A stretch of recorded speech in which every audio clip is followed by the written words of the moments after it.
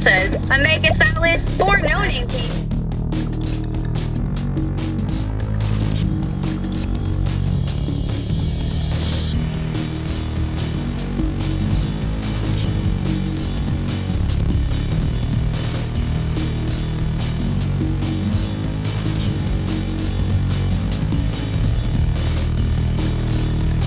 With blade waves that only hit left and right, you gotta run when mobs come from top and bottom. Bob, since we've already got one, let's upgrade it a few times. Made it to 8 minutes. First time, ammo head into a demon blade. Whoa, its impact heals you. I don't have to run. Walkathon. Shaqiri'S. Walkathon. Welcome to the Walkathon. Walkathon. Walkathon. Shaqiri'S Walkathon. Walkathon. Walkathon. Walkathon. Welcome to Shaqiri'S Walkathon. Fired up footballers, welcome everybody. What is going on, everybody? Welcome to Signups for Shaqiri'S Walkathon. We'll get into that story and more. Oh my gosh, I actually got a lot on the docket for you today, including Fire fan reactions to the season, what to expect for next season, Ezra out, Ice out. We answer those questions and more. And we also give you a little blast of positivity.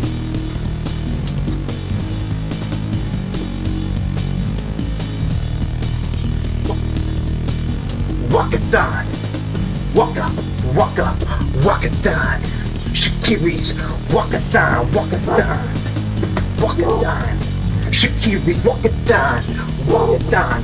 Keep on walking up all around. If you gonna keep on talking, let's get going. Ballers, we're gonna take it to the end. We're gonna go baller at Soldier Field. Now we're gonna stop. Creep on over and let it drop. All right. Wow. Fired up footballers. My wife wanted to go for a walk. Walkathon signups for Shaqiri'S Walkathon. Taking place here on YouTube. Comment below. Let us know what your opening bid is, what you're pledging per mile. MLS table. Not looking good for the Chicago Fire to make the playoffs at the moment. What are you gonna do? I want to talk about that and the reasons why we're here again. Get into that with DPG, 10-year plus season ticket holder, very shortly. Upcoming schedule, they got Inter Miami on the docket Saturday. And then you got the last game of Georgi Mihailovic versus Chicago Fire for a long time, before he gets shipped over to Europe. Then Chicago versus Charlotte, then Cincinnati, and then close out the season with New England. Game's going to be at Toyota Park. Not even closing the season out at Soldier Field because the Bears are back in town. We'll talk stats, disappointments, busts, surprises, successes, that and more. And we got a couple conversations we want to get into you with. The good, the bad, and the Slonina. That, a couple other things. Thanks for joining us here on SPITTINGFIRE, everybody. So, how's it going, guys? Kick that like button. What are you guys thinking is going to happen for the Chicago Fire anytime soon? Like, what is your feelings about the Chicago Fire? The direction. Where they're going to be next season, the next season after that. By World Cup, by the time the World Cup in the USA comes around in 2026, well, also in Canada and Mexico. But what will the Chicago Fire be then? Will they be successful, remotely closer to an MLS Cup, or are they going to be just as far behind the 8 ball as they are today? Chat. What is there to be hopeful for right now? So when I think about other clubs, when I think about a club like Atlanta United, they're really a little up in arms over there, the fans are. I mean, Joseph Martinez is in another fiasco, another fracas with the coach. and resulting in a suspension for Joseph Martinez and very recently, as well as the team once again, Atlanta United, not making the playoffs for a couple years now. Ever since their 2018 bout of success, it's been a plummet from grace for Atlanta. However, they've had the support of the fans. Despite that support, not stacking up to wins. And we all know who's there. It's Carlos Bocanegra, ex-Chicago Fire. Certainly wondering if he might benefit from a new change of scenery, but digging out of holes doesn't seem to be a speciality, does it? That brings me to my point.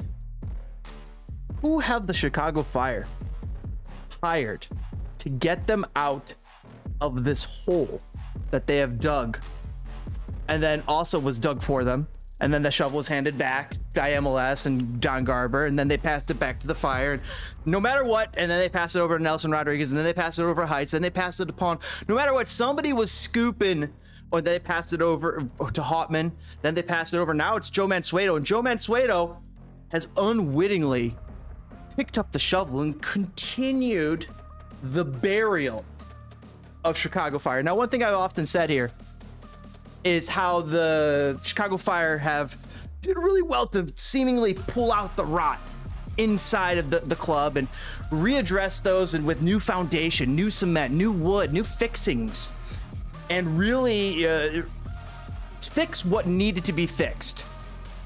It's not enough right now because the rest of MLS fixed those problems in 2012. We are 12 to 14 years removed from half of MLS already resolving most of the problems that actually belie Chicago. What's up, Connor? Dude, we're talking about MLS clubs, what makes successful MLS clubs, why certain MLS clubs are behind the 8 ball, and what could be done, if anything, for those MLS clubs to play catch up. Think of the terms in the NFL. In the NFL, sometimes some say it takes about 3 years before any given team could really compete. It's a little bit, it is that because the teams are stacking talent. They stack talent according to the contracts and the rosters, and they go for it over a period of 4 to 5 to 6 years. Look at what Buffalo is doing. Look at what Chargers are doing. Look at what the Chiefs have done, but Chiefs have had to enter a bit of a rebuild mode because they've gone to, it's extended past their initial phase, right? Now they have to rebuild, and then we're going to see phase 2 of Mahomes, right?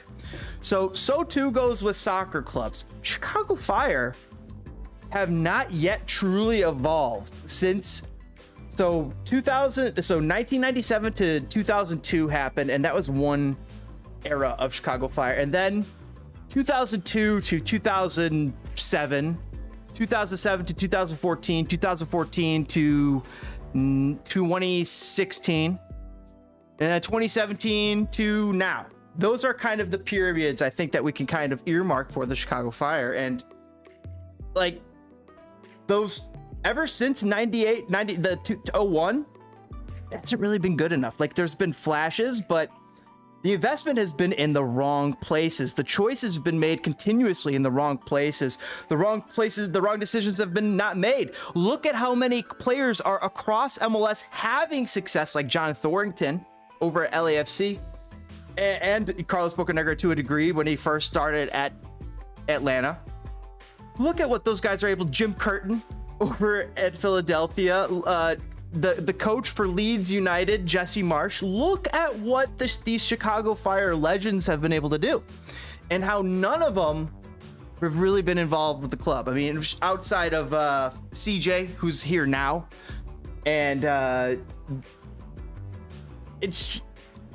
there's been question marks of the choices made, and it's compounded mistake after mistake. Meanwhile, teams like Kansas City incrementally get better. Even though they're not good right now, they still have Peter Vermees, an actual MLS coach, and that's no slight on Ezra Hendrickson, what he's been able to do with this team. But I was listening to an NFL podcast earlier today, and they were talking about the Jaguars situation when they brought in the previous coach who was there for 1 year, the Ohio State coach, and he got chased out of town because he did not get along with anybody. He made mistake after mistake, including grinding out a co-ed after a game. And he's like head coach in the NFL. But so just the stuff that's unbecoming of your head coach in public, right? And not what you want of your leader visibly. So leadership is all about visibility, of course. And it just the Chicago Fire have not made the right choice in leadership, in retaining leadership, in choosing leadership, and those choices are compounding, including the choice to retain Georg Heitz. To let him have another go at this, it's created more problems, a deeper hole for this club to even dig out than it was before. When Joe Mansueto was trying to have success with this club, when he just bought it, and he's like, "Oh, I got Schweinsteiger here. I can make things happen." Now he's quickly realizing MLS is a much more different animal than he's given it credit for. Think about that.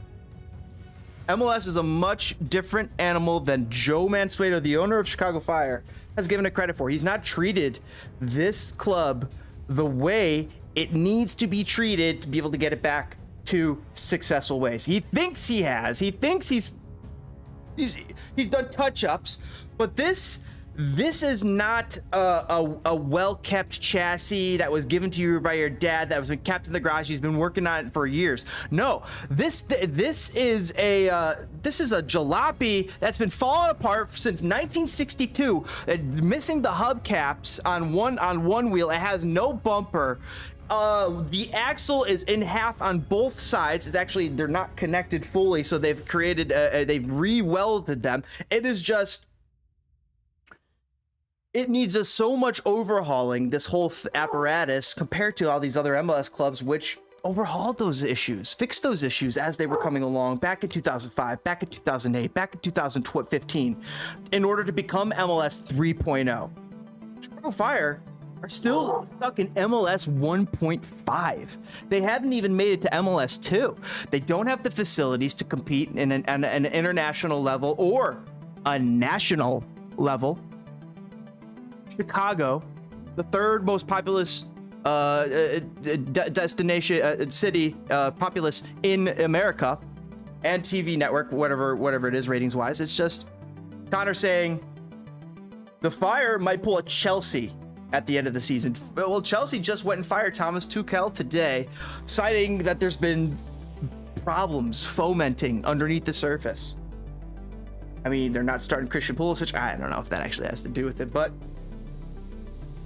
still, you get what I mean. The problems that have been bubbling underneath the surface at Chicago for years upon years are compounding on the field in ways that we did not think they would, because those problems should not affect Shaqiri and Gaston Jimenez and Boris Sekulic in what they're trying to do this season. None of those problems for 2005 or 2008 or 2017 or the misfirings of 2014 to 2015 and the missteps of 2018. None of those are here now. We've learned nothing from those. Nothing has been gained. That's the other thing. We're sitting here with like nothing lost. I mean, so everything lost and nothing gained. That's how I know they don't care. That's how I know they don't give a fuck. That's how I know they as much as they give lip service to saying that, oh, they want fans. Oh, they want it to make things right. Oh, they want to make things better. The actions speak louder than words. Look at what they're doing compared to LAFC, Toronto. The team that we just tied last night, who's going to make the playoffs, Columbus, who's Caleb Porter, an actual MLS coach. But back to what I was saying about this MLS podcast in a roundabout way. Chicago Fire don't have an actual MLS coach, and I wonder if that's one of the problems that's hindered them this season. And that's a decision problem that was made by the GM. Another mistake, in my opinion, in a long line of mistakes. At what point do you say, made one mistake too many, we gotta go another direction because we're looking to have success for this club and go up instead of going down or staying down? It's like the Chicago Fire have two anvils attached to them and it just can't catch a break. But so this podcast was saying that how this coach for Trevor Lawrence was just not good enough, and just was a college coach. And that's what Ezra Hendrickson is. He's an assistant coach. He's a college coach coming up to coach the big boys. And when the big boys needed a big boys coach, and that's also what this podcast host said. He said when they needed an NFL coach, Shaqiri needs an NFL coach. As much as I love Ezra Hendrickson and I love the project that's developing here, but I think you got to move half this team out because you got to get new voices or new mindsets in there to buy in again to what he's selling, to buy into what Ezra Hendrickson is selling. I like Ezra Hendrickson. I actually do. I like him more than I like Heights. And in another situation, I hire him instead of Wiki. And the 3 years that we afforded Rafa Wiki to flap in the wind like a flaccid piece of apricot, dried apricot, it should have been afforded to him and not Rafa Wiki. Although Rafa Wiki having a modicum of success over in Swiss League, maybe the 3 years of college at Chicago Fire, coaching Chicago Fire, helped him so he's able to go coach those big boys a little bit better. His second destination, learning from his last stop here. That makes sense in a way. Rafa Wiki learning from the mistakes here and then moving over there and fixing those mistakes. It's interesting that Ignacio Eliseda is over there, so he's going to be hearing the message, but now in Swiss. Wonder how he's feeling about that. But will we see that in Ezra's next destination? I think so. I think I've seen flashes from Ezra that could see him warrant a second go from somebody. Does he deserve a second year at Chicago Fire? Of course.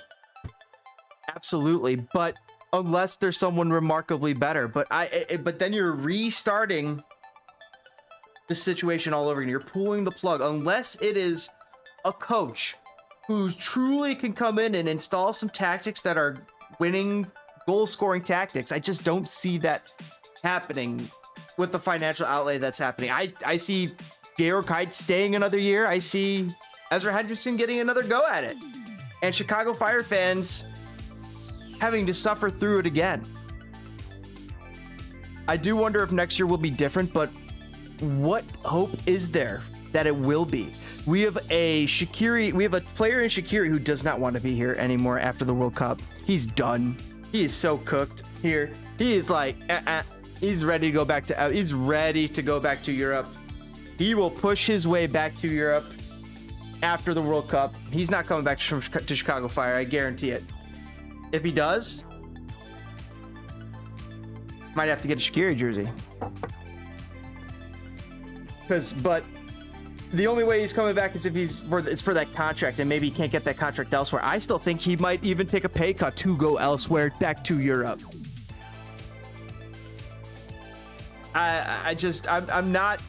I'm becoming less impressed with Shaqiri and his behavior and the way he's treating the Fire, guys. The way he's treating the Fire. He's treating the Fire like we would treat a USL team in the MLS. It's his warm-up. It's his rec league that he's playing in while he gets ready for World Cup.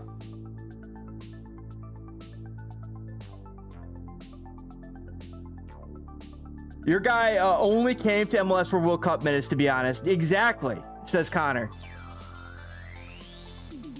You're absolutely correct. He came here for warm-up to World Cup, knowing that he's assured starting minutes because he's practically the best player on the team. He's amongst the best players on the team.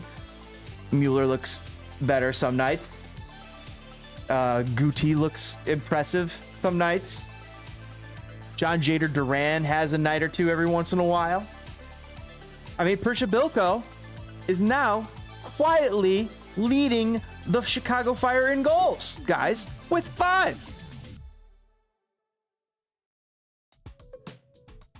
And he hasn't even been starting the past few games. So they're saying, I wonder if after the World Cup, Shaqiri might actually be a bit more committed.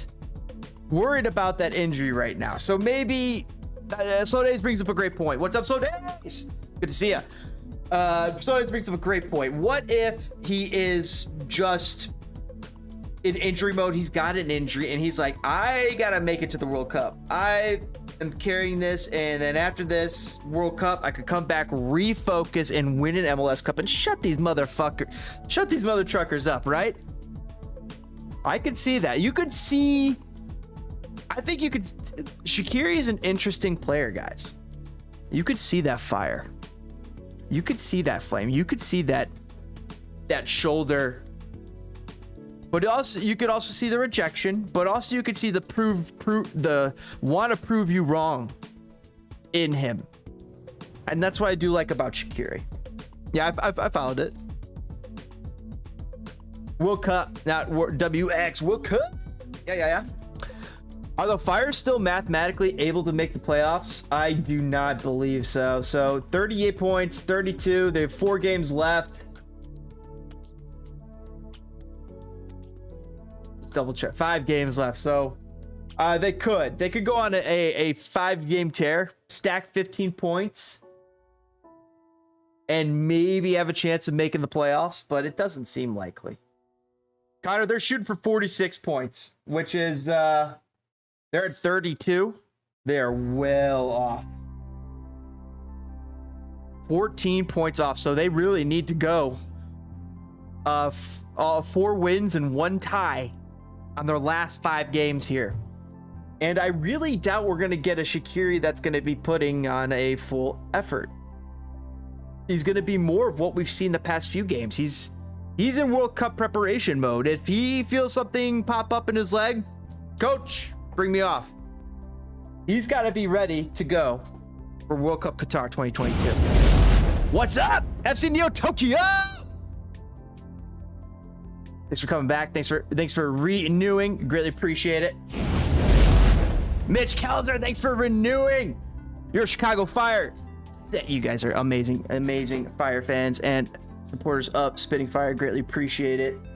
Mitch, good buddy. And Tokyo, FC Neo Tokyo. Go check out his channel, Toke.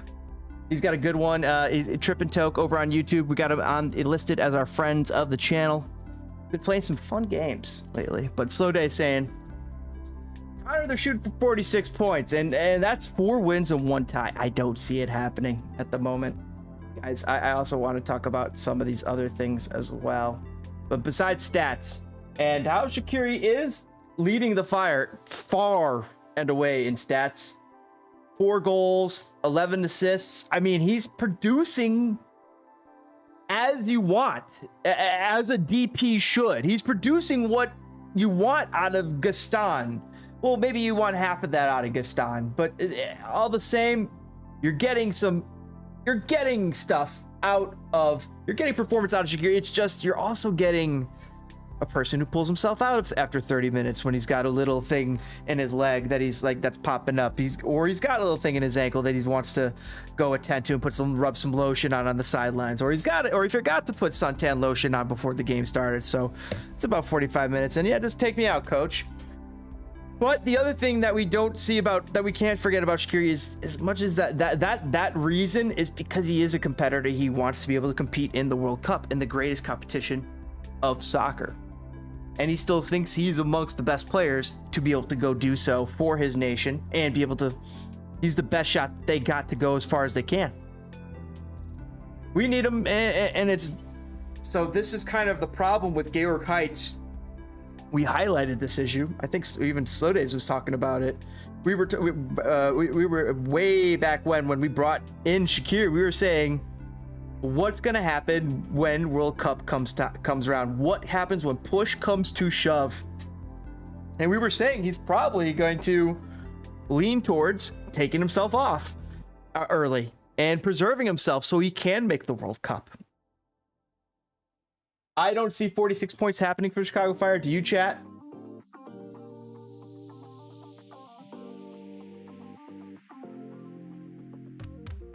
This is good to see. Shaqiri is in the among the assist leaders, right behind Mukhtar. Top 10 assister.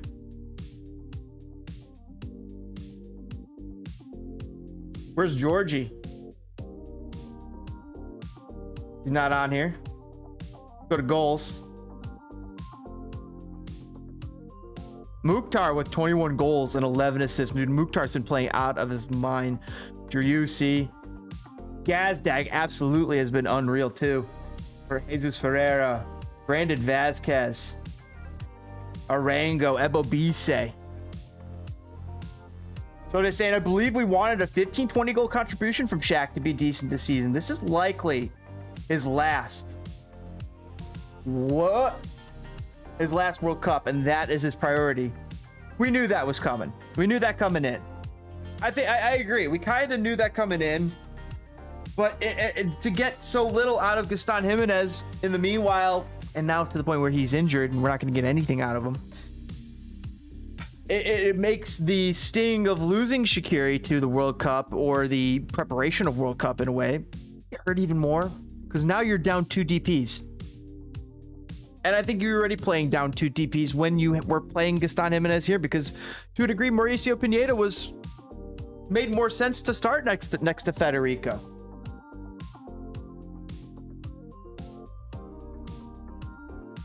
I want to find George Mihailovic's stats.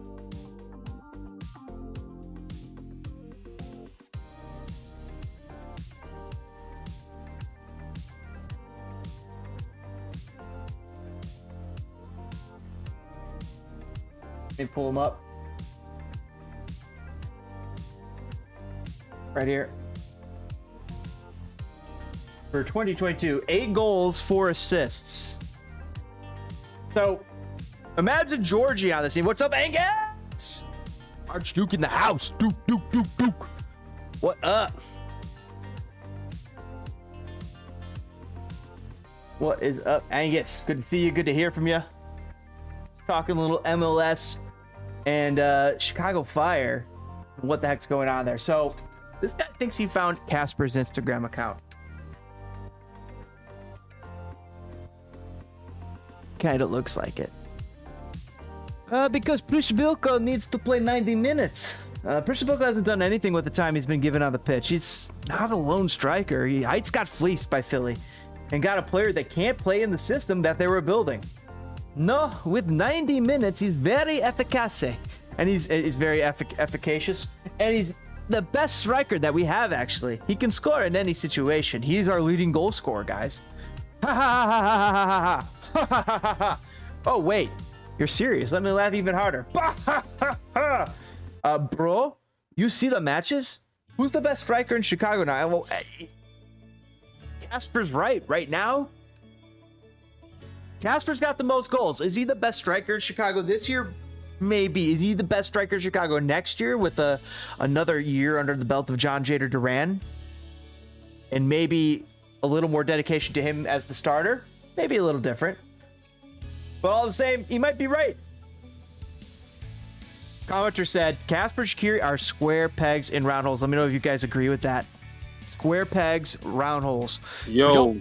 DBG! 10-year season ticket holder. DBG joining the show. What's up, brother? Do you think Casper Shaqiri are square pegs and round holes here in Chicago? Well, Casper would be a long rectangle square, and Shaqiri would be kind of oblong and misshapen. Shaqiri's like a hexagon trying to go into a round cube. Yep.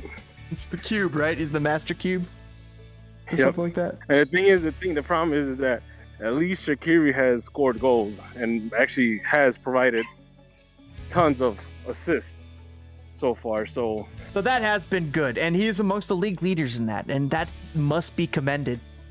I don't know if he's among the league leaders anymore. He is for assists, top 10. I just okay, checked. top 10, yeah. But he's making 8.5 million, so you would, is he worth the 8.5 million a year? He's more worth his money than Gaston Jimenez is worth his money as a DP. Dollar for dollar DP wise, he's way more worth the money than Gaston. Honestly, looking at this roster, you can't help but notice how much roster trimming you could do on this team and actually still have a really good squad. Oh, we'll get into that. I'll get into that quickly here. Let's make a few more comments. We'll get into. I have a little thread about that. Chat's saying Torres has not adapted to the MLS at all. Hopefully, he acclimates in 2023. Yeah. Torres. I mean, if Shaqiri was a disappointment, Torres is a really big disappointment. Originally, when the Fire brought him in, he was hurt. We gave him time to recover. He played a little bit, still wasn't at 100%. He was out of the lineup again, and when he was on the lineup, it didn't seem like he was clicking with the team that well. I don't know if it's because Atlas had a much better team around him that he could literally play off, or he hasn't adapted to the MLS style. But the thing is you would have expected him to kind of adapt to MLS regardless and play like how he was playing in Atlas, and we haven't seen that. And that in some ways it makes you wonder whether it was a mistake to kick Brian Gutierrez off the lineup to put him in. Yeah, I'm starting to wonder that, and you've brought that up before, and I kind of dismissed it early on. I was like, it's easy to make him wait for Jairo. Let's give him some time, but it hasn't been justified.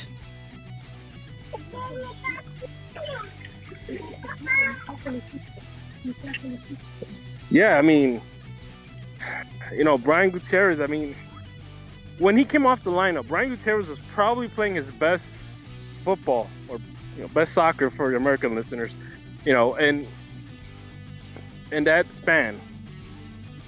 And you can notice a downward trend when he came off the lineup, and we put in Jairo Torres in it. And there wasn't much spark like we were getting with Brian Gutierrez. A lot more movement, a lot more runs, a lot more shots on goal. We were getting that from Brian Gutierrez. We were not getting that from Jairo Torres. We were getting creation. We were getting sparks. Jairo Torres brought something else. He brought something else to the game, but at that point, the rest of the team had to readapt to what Jairo Torres brought to the table, rather than like some sort of tactic. So what we're seeing here is we're seeing Ezra Hendrickson's mistakes as a coach, and his plan. His plan is he puts players in, he lets them play to their strengths, but by doing so, it mucks about with the chemistry of the rest of the team.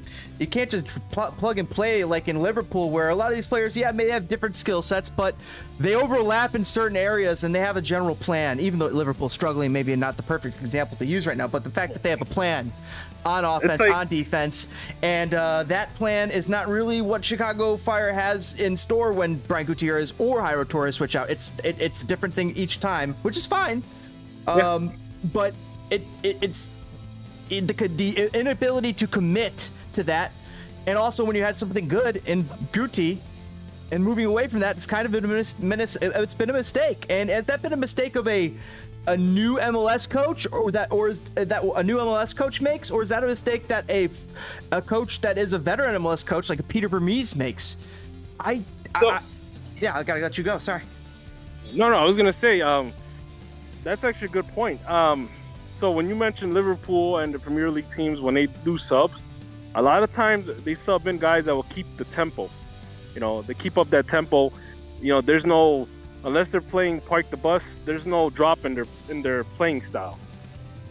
When Jairo Torres comes in, you notice a significant drop in the playing style when he comes out for a guy like Gutierrez. Well, the XG goes down. Yeah. The Fire's expected goals goes down. There's a metric, and it shows that. And the thing, too, is when you mentioned Ezra, honestly, I think, we've been discussing Ezra throughout the summer, and, it's been really hit or miss with him, and a lot of more times it's been misses and kind of head scratchers. He's an easy target to criticize because Chicago Fire just aren't good enough, and it's like another coach in that vein. We're like, why did they? We're once again as Fire fans, we're like, why did they pick this guy who can't do the job? Or it seems like that we're feeling that, right? Yeah, and then I think a lot of it too has to be with the GM, Heights. Yes. Which, by the way, it's Thanks for subscribing, Ogrin. Appreciate it, man. Thanks for hopping by. it's- Kick that like button. Woo. it's a lot of it has to do with him, but at the same time is that we've seen bad MLS teams do good stuff, with what they have, and I think a lot of it has to do with how a coach manages the team tactically, how the coach playing style is, and with Ezra, we're starting to see I guess I want to say that we're starting to see a similar pattern with Rafa Wiki, where a lot of his moves were head scratchers, where it's like, well, why is he doing that? Why are we playing this way? Why are we not, playing to so-and-so's best assets? And we're seeing that with Ezra. And again, it's, I mentioned this before, I wanted Ezra to succeed, but honestly, if we were to get a new GM, I don't think Ezra's going to last that long. Because as fans, if we can see Ezra's efficiency as a head coach, chances are whoever comes in as a new GM is also going to see that, or You're already right. knows about it. Right. And unfortunately, if we want to win, we have to change the GM, the sporting director, or whatever the other guy is, and Ezra. So I'm sitting here and I'm wondering, I was just listening to this podcast and I'm sitting here like, as a Bears fan, there's stuff to hope for. As a Blackhawks fan, there's stuff to be thankful for.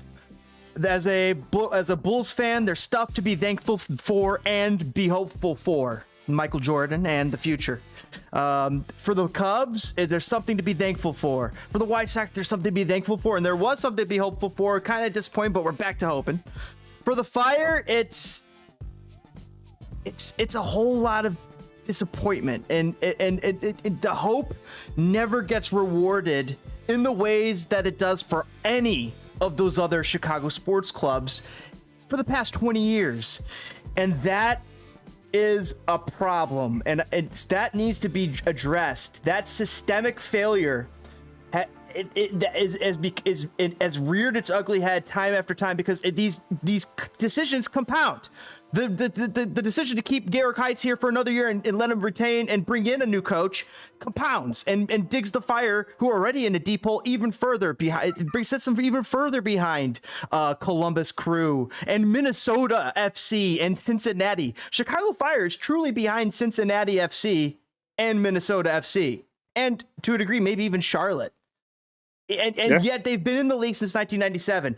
KC, as bad as they are, as mistakes after their mistakes, they are not nearly as far behind those clubs as the Chicago Fire are, even though they've been struggling lately. I'd much rather have Peter Vermees here, an actual MLS coach.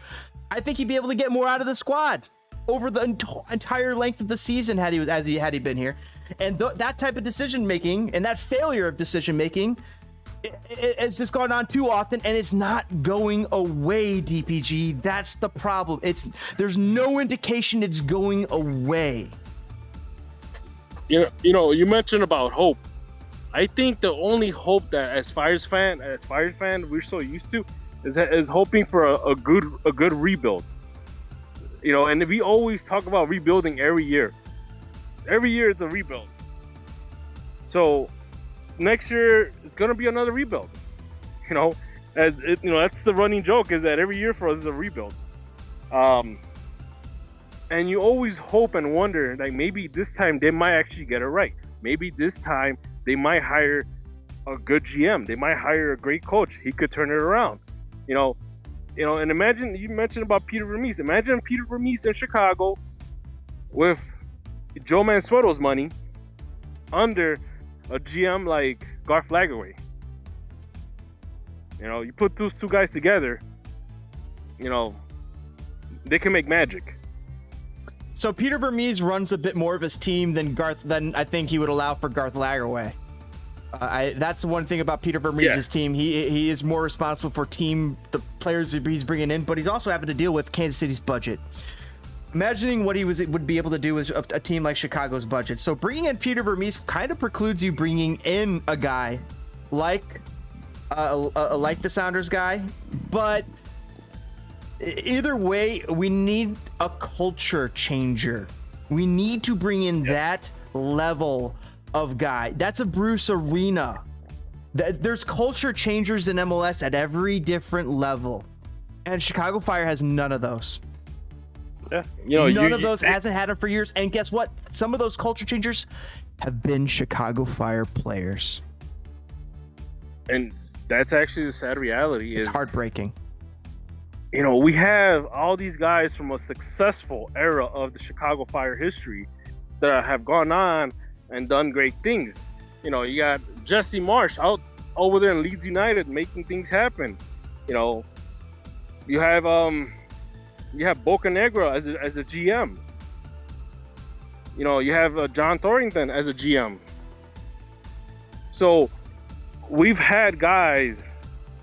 Jim Curtin in Philadelphia. The Philadelphia team that, by the way, is destroying everybody by 3 or 4 more goals. So Jesse Marsh. You think about that. All those guys at one point play together. Or might have played in different eras, but regardless. I wonder what made Jesse Marsh, though. Did Jesse Marsh go to Red Bulls and help change the culture, or did he develop his culture at Red Bull, or would he have done the same if we had brought him over to Chicago instead of him ending up in Red Bulls? So, I think about that, and the thing about it is that Jesse Marsh started off his coaching career as a coach for Montreal. He didn't do so good there. I guess you could call it, trial under fire or whatever, And, somehow he landed the New York job.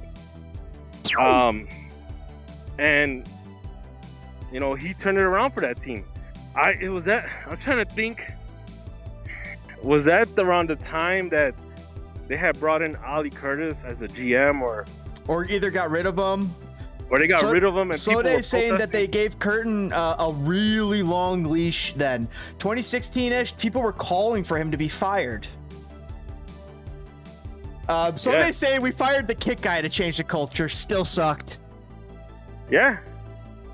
There was a couple of people that I, throughout the years I met from the fire organization that they got rid of.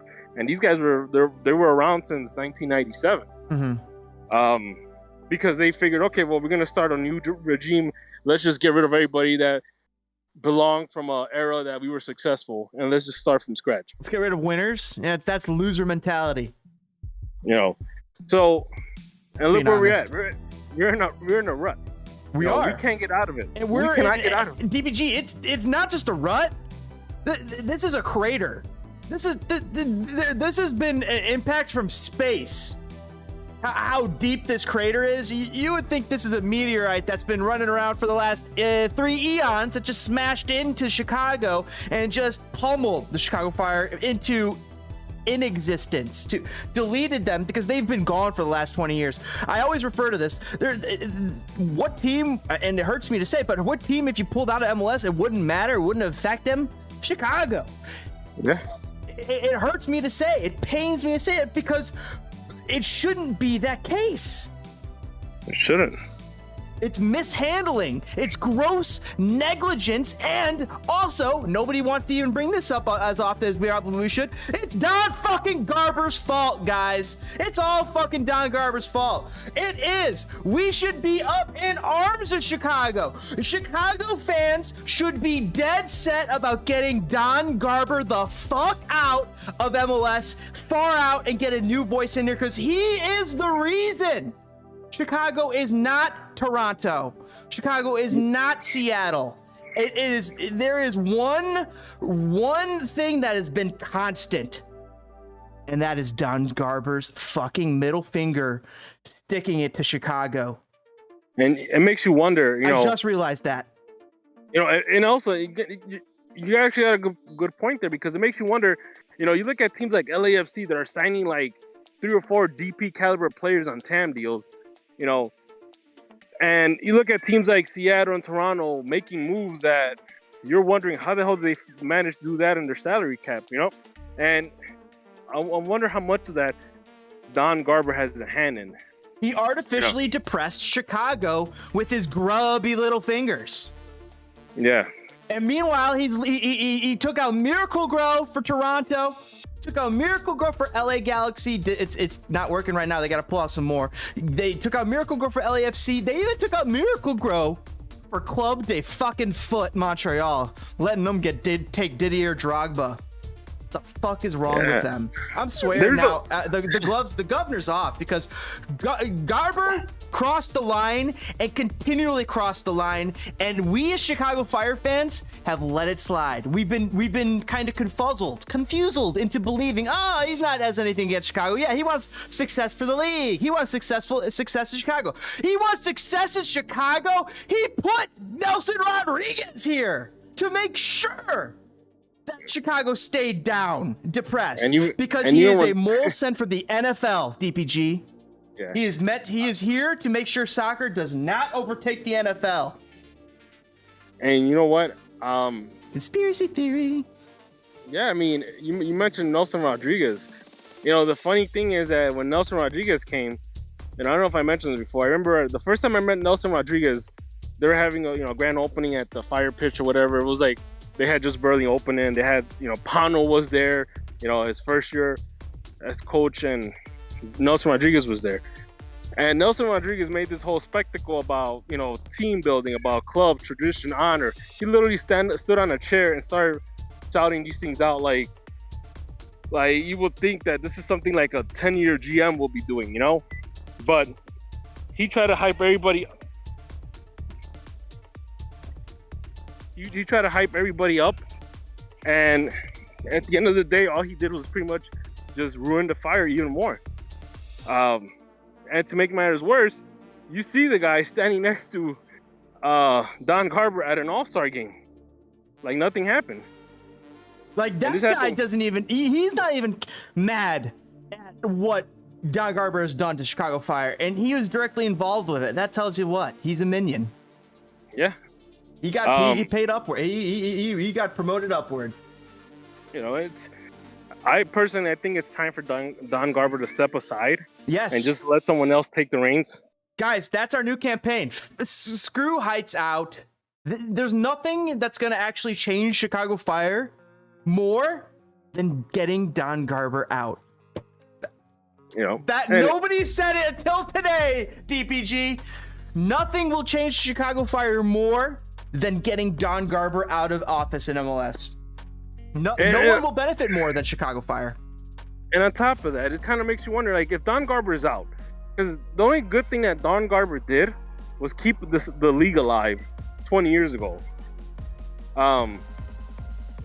That's probably the only thing I can remember him for.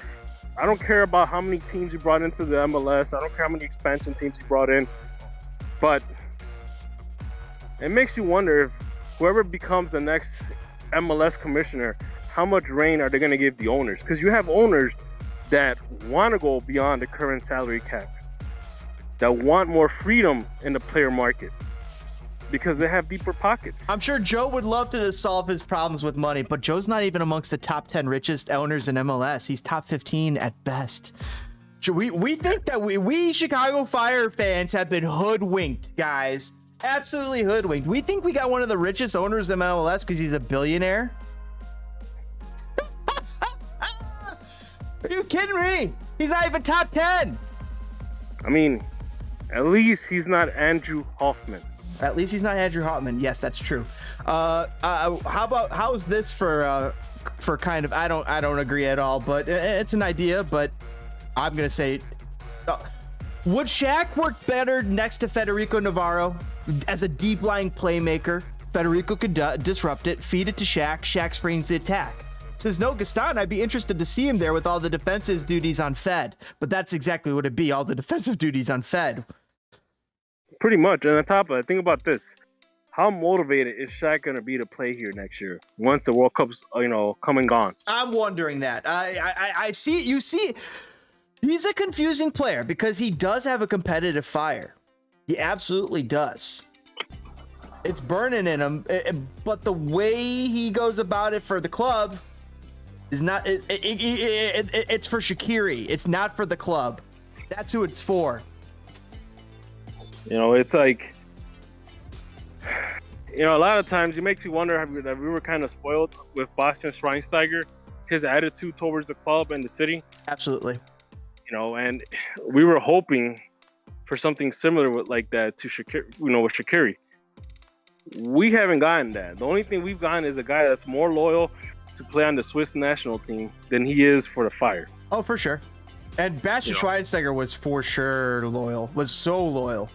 Did everything he could for the Chicago Fire as an ambassador, I feel, and more, still is. So they say that they allowed Jim Curtin to figure it out over there.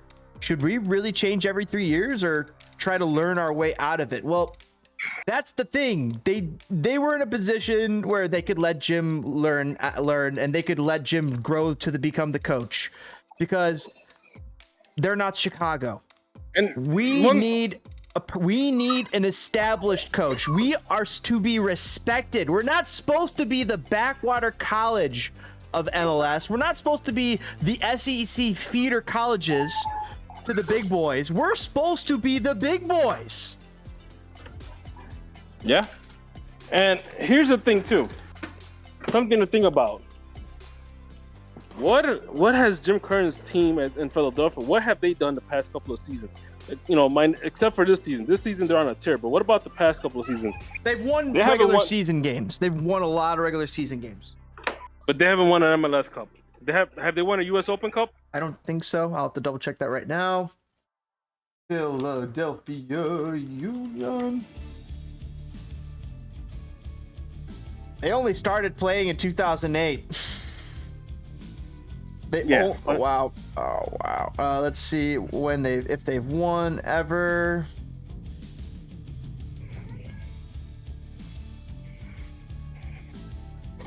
They've got first place in 2020. They won the MLS back tournament. Is that right? The League's Cup, whatever that is. So, in other words, they have been a competitive team, but their trophy case is still empty. Yeah. I'm not. I mean, you know, kudos to all those Philly fans that have had a lot of patience with Jim Curtin, but it's not necessarily, you know, maybe this year might be the year, you know, right? Especially the way they're playing. Well, who would you rather have right now, Jim Curtin or Peter Vermees? Well, I mean, do you really think as Fire fans we'll be able to put up with Jim Curtin for him to figure it out for the first few seasons before but that's the thing. He's already figured it out. We're getting a coach that isn't Ezra, where he's trying to figure it out. We got a coach who's figured it out in most part, and now he's got to put the last few pieces together to get that MLS Cup. Caleb Porter's a coach that's put it together a few times on a few different clubs. So I mean, it's like we can't say that just because he hasn't won it all. I'm not ready to put to rule Jim Curtin out. I mean, I wouldn't. But the amount of time afforded to him is the question here, right? Yeah. So like, if it took Jim Curtin 8 years to get one trophy, I mean, you know, I don't know how many. Has it been 8 years since he's taken over Philly? I think it's been 8 years since Peter Vermees has gotten a trophy for Kansas City. At what point do they move on? So yeah, you can look at, you can either look at the cup half full or half empty. But right, you know, it's one of those things where, how do you want to set this team up? Do you want to set up for a long-term success, or do you want it for a one-hit wonder? I honestly think you get more success from Peter Vermees than Jim Curtin. Look at what these teams have been for Chicago Fire. They've all just been one-hit wonders. There's been no consistent success, and that's the problem.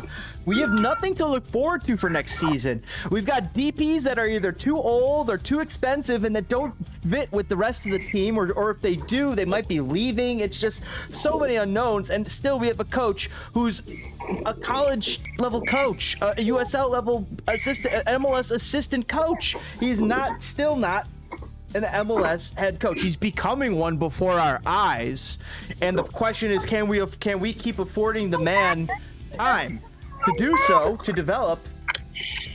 It's gonna happen whether we like it or not. I kind of think. I think we're in store for a second season of Ezra and Garrick Heights next year, barring a miracle. That is you know what. I don't even want to think about it. Even though the coach for Houston just got fired for similar results. And the thing about the coach for Houston is that him and Ezra started around the same time. Well, and at least that's a club with ambition, DPG. You know, they finally figured out, hey, this coach is not working out for us. Let's get rid of him. They've made so many more moves than Chicago Fire to try and catch up. But here's the thing: we're falling down a waterfall in slow motion, and we're like in this canoe trying to paddle back up, and even that team that we were just talking about is just still a little bit farther ahead of the Chicago Fire, a little closer to the goal of winning an MLS Cup than we are, because we are just that far behind the 8 ball. We are. Look at where the fans are. Look at where the fans aren't. The seats. Meanwhile, there's clubs like Charlotte. There's old clubs like Seattle.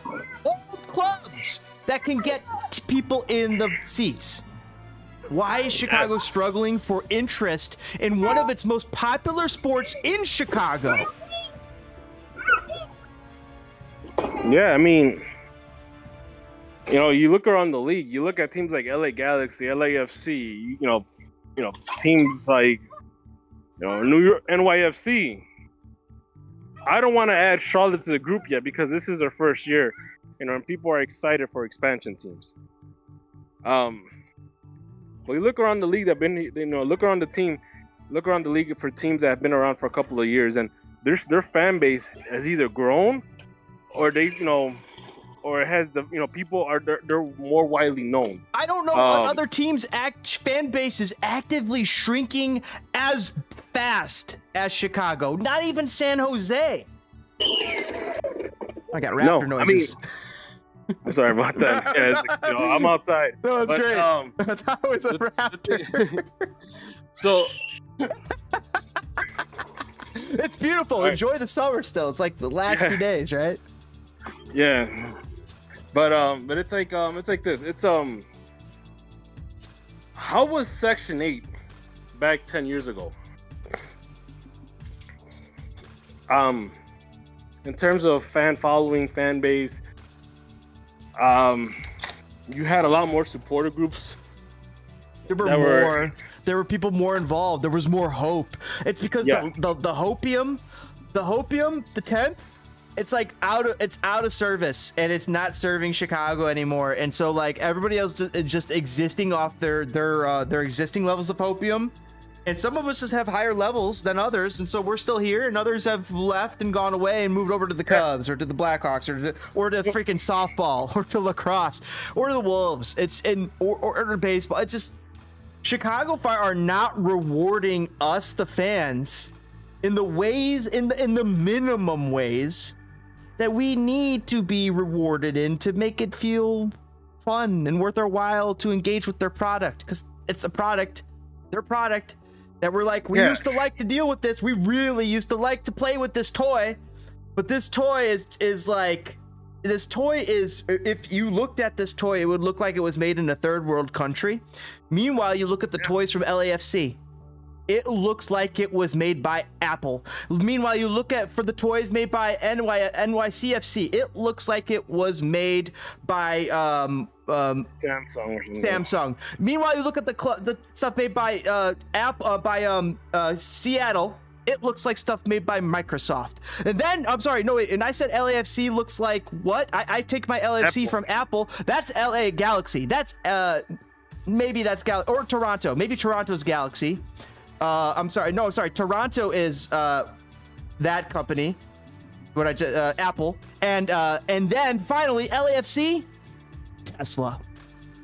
Yeah. I mean, and while Chicago Fire is, what is Chicago Fire in that scenario? I'm gonna put it like this: Spirit Airlines. Yeah. You know what? And then, not only that, but if you look around, Spirit Airlines you actually need though, DPG. Yeah. LA Tan. I don't know. But there was a point. There was a point where other supporter groups used to come and talk to the people at Section 8 or the different supporter groups of the Fire to kind of get help on how to start their supporter groups, how to get, tifos up and going and all that stuff. This was back years ago. This was back, I want to say 10, 15 years ago. Now you look at the supporter section for the Fire, you don't have those individual supporter groups that you had 10, 15 years ago. Now it's maybe just a big cluster of fans. I think the only ones that might be active is like Sector Latino and their music band, and that's about it. There's no, at one point I remember they used to have Huseria, they used to have, some firemen or some fire-based supporter group, and they had different supporter groups. You could literally pick one and be a part of it and feel like you were part of a group. Now you don't feel that, and it's more or less there's no cohesion in the supporter group. There's no, unity. A lot of times there's bickering between whatever factions of supporter groups are still around. There's a reason for that, DPG. That's much more interesting than the club at this point, and it has been for the last 8 years. All the drama is just so much more interesting than anything the club has had on offer for the last 8 years, and they've had Bastian Schweinsteiger on offer, and it just didn't work. And yet, seemingly somehow, the drama, the backroom drama for the flare wielders and the horn blowers and the rah-rahs and Section 8 and all the fan groups, it's more important that than focusing on Don Garber, on the reasons for the Chicago Fire suffering. Don Garber, Georg Heitz, Nelson Rodriguez. The mistakes of Joe Mansueto as a decision maker. They're mistakes, Joe. You gotta fix them. There are mistakes. Yep. You hired the wrong people, Joe. You can fix it. Not saying you hired You hired a guy that literally took your bag full of money and tossed it in a garbage can and lit it on fire. That's all you did. That's the person you hired. A guy that literally took a garbage bag full of money, of your money, hard-earned money, and just threw it in a garbage can and lit it on fire and walked away. And the other, but he's just not done good enough. So what they're saying is Chicago Fire is BlackBerry. It's BlackBerry. I was gonna say we're more like Nokia. Nokia. We're still stuck in the late 90s. Yikes. I mean, cellular won. Singular, whatever. Singular. But you think about that, and it's like there's no organization within the supporter groups. There's no plan from your current GM. The head coach is literally learning on the job. There's no hope. There's nothing to be hopeful for. We're sitting here waffling once again in Hopelessville, and it's for the 11th year, and they expect us to be like, yeah, let's rekindle our love for the Fire, pick it up next year, and get ready for exciting for next year. It's like, what is there to be hopeful for when it's 2 decades of disappointment? What are we supposed to think is going to keep coming after 20 years of nothing, of bad? And if there's still people that are hopeful for next year's rebuild and getting new DPs, well, I hate to break it to you, but we're stuck with these DPs for a few years. We're stuck with all 3 of them. Yep. I think Shaqiri'S contract's not up for another 2 years. I don't know what the renewal is for Gaston, maybe another 2 years. Jairo Torres is on the 2-3-year contract. So unless the Fire can make moves to get rid of them, they're stuck with them. DPG, is it as dreary as we paint this picture to be? Is there a way next season that these very same 3 DPGs become salvageable? Jairo Torres could pan out, but definitely I think that's the most likely situation of the 3. I think out of all those guys, probably Jairo Torres is the only one that I could see like having like, an awakening, a renaissance season. But I don't see anything from Gaston Jimenez. I definitely don't see anything from Shaqiri, because he's gonna be back from the World Cup. He's not gonna give a shit bus except to collect the check. And it makes you wonder, hey, can we move Shaqiri to Lugano? Can we throw him? He's interested. DPG, I have it on his own word.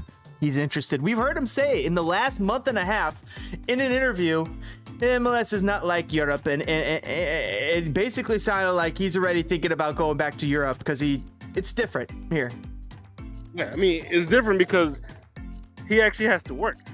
He's got to work so much harder than he has to do in Europe. In Europe, he doesn't have to run nearly as hard. And, you know what I mean? And it's like this. It's like he could be in a team. Like if you look back throughout his career, he's been involved with some great teams. You know, I think his best time alone where he was able to do his own magic was Stoke City. After that, didn't he do something at Southampton, or am I thinking something else?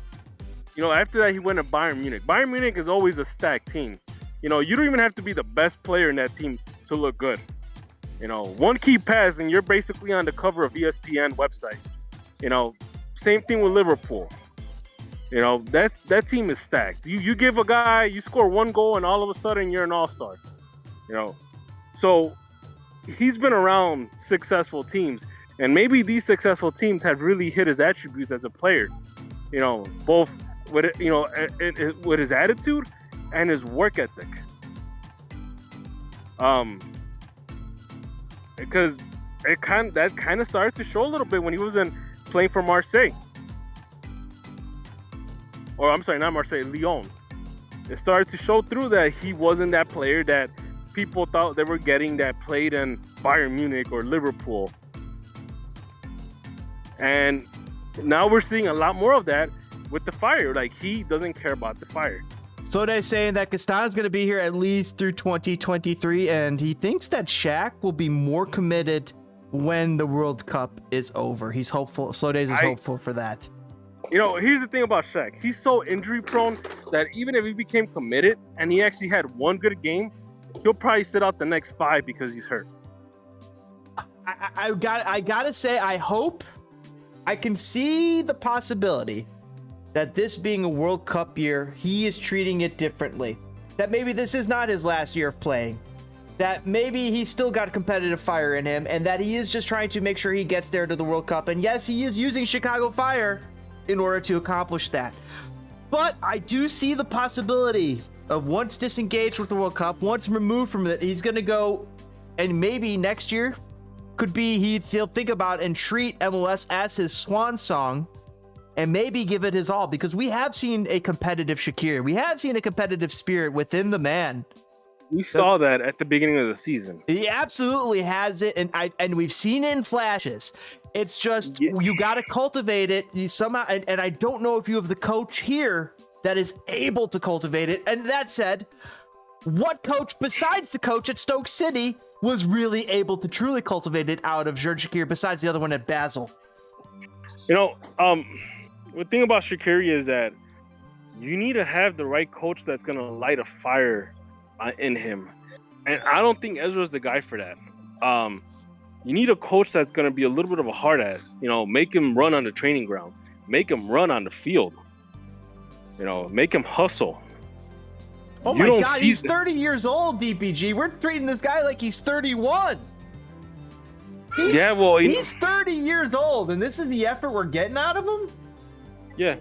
We're getting the effort of a guy that's already, you know, about to retire next year. That's the effort we're getting. This guy was born in the 90s, and he's all right. I was more forgivable when I thought he was born in the 80s, because I thought, oh, he's 32, he's old, he's getting up there.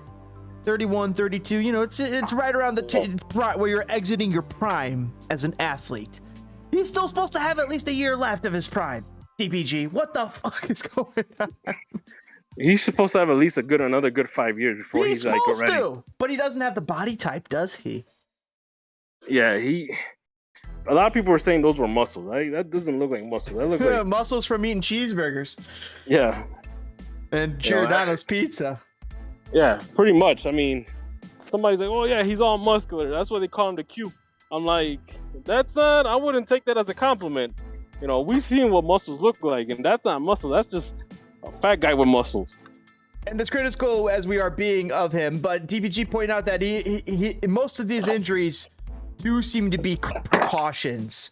He's just not trying to take any chances with that World Cup on the line, which, once again, we could say is somewhat forgivable, but it's also, that's how he's treating this club. It's a doormat to the World Cup. Are any other players, are any other players out there treating their club like a doormat for the World Cup? Yep. And that's the issue we're getting where Shaqiri is at. I mean, he's literally wiping his dirt off in front of Ezra's face on Chicago Fire's emblem on the mud thing, on the mud flap DPG. And he's just wiping it in. They're staring DPG in the face while he, or not you, me, and Ezra in the face while he does it. Yeah. And then he goes out and then covers himself in a World Cup towel and to douse and replace his sweat, take away his sweat. And that's annoying on one hand.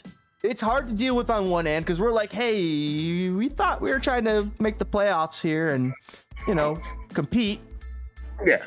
But he's got other plans, which, like I said, I mean, he's got to take care of Shaqiri, but whose fault it is that brought in Shaqiri? Heights. Who brought in Heights? Who brought in Heights? Joe Mansueto. Yeah. Who brought in Joe Mansueto? Nelson Rodriguez. Who brought in Nelson Rodriguez? And Garber. Don Garber. I actually got to step outside for a sec. I'll see if I can try to hop back in, okay? No worries. Do what you got to do. All right, thanks. But it all comes back to Don Garber, chat. All right, let's get into this, chat. Thanks for watching here on Spitfire. Greatly appreciate you guys. Kick that like button. Comment below if you're watching after the fact. Love to read your guys' comments to see what you guys think needs to change for Chicago Fire culture. I think they got to bring in culture changers. I am fired up tonight, Angus. I'm gonna have to get a new brewski here too. I just had my last laser snake for 3 Floyds. I'm gonna probably parlay up with a Coors Banquet. Yeah, tasty little Coors Banquet there. All right, chat. I want to ask you this next. Not this. I'm just going to quickly address this. Georgie going elsewhere. Chicago Fire are going to get some money. They're going to get a little bit of residuals from it, but still not nearly enough. Once again, another mistake from Garo Kites. Fuck them. Get them out. Chat from somebody from Reddit say terrific performance. What hopium is he still smoking? He's still got stuff left in the reserves, guys. I was talking about that. Some fans still have much more left in the reserves than others, and they are not to be chastised. We must support them. We must support our gems, our precious few super Fire fans that are still able to not see the flaws of this club with rose-colored beyond the rose without these rose-colored glasses. But terrific performance in the tie game yesterday that leads to Chicago Fire not being able to catch up to the playoff race. Terrific performance. I gotta not blow smoke up his butt. We had to park the bus, but these could be 2 points that make Columbus miss the playoffs, and that alone is so sweet. It's so sweet. Connor hates that. Connor's not a big fan, nor is any of our other Columbus fans. We frustrated the hell out of them and Caleb Porter. We're very proud to see the team realize that we aren't playing the greatest. And if Caleb Porter gets fired as a result of this, bring him in. Get Ezra out. Bring Caleb Porter in, a proven MLS coach who has won MLS Cups at multiple stops. Don't know much about Garber, says Angus. Learned that he worked for the NFL. Once he said MLS has too much I almost just got sick. I'm joking. I did not actually get sick. I'm joking about.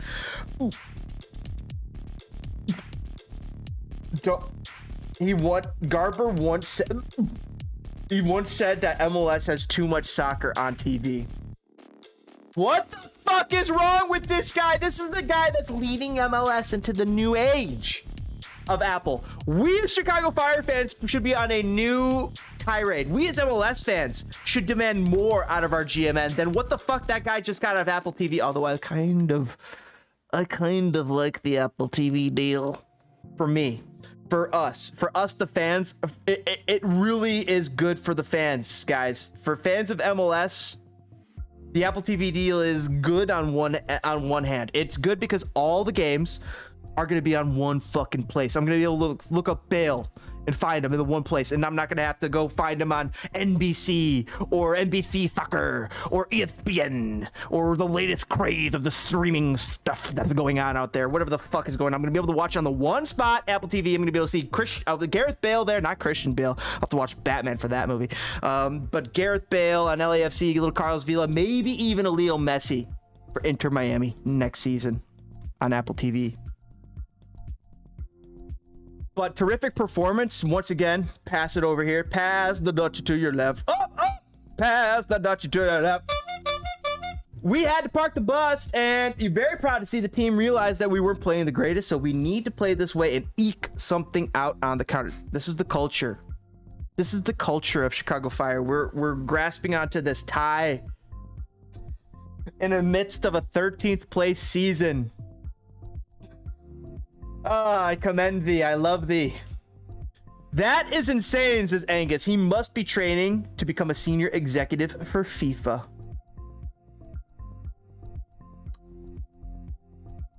If he wants... Okay. Don't say the joke. Say the joke. Say the joke. Don't say the joke. If he wants... No, they're gassing me, guys. FIFA's gassing me. They're getting to me before I can get the joke out. I was gonna say...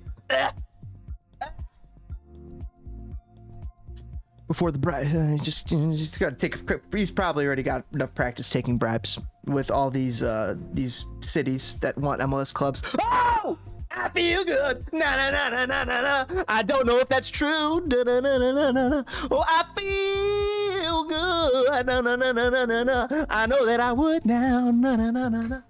So good. So good.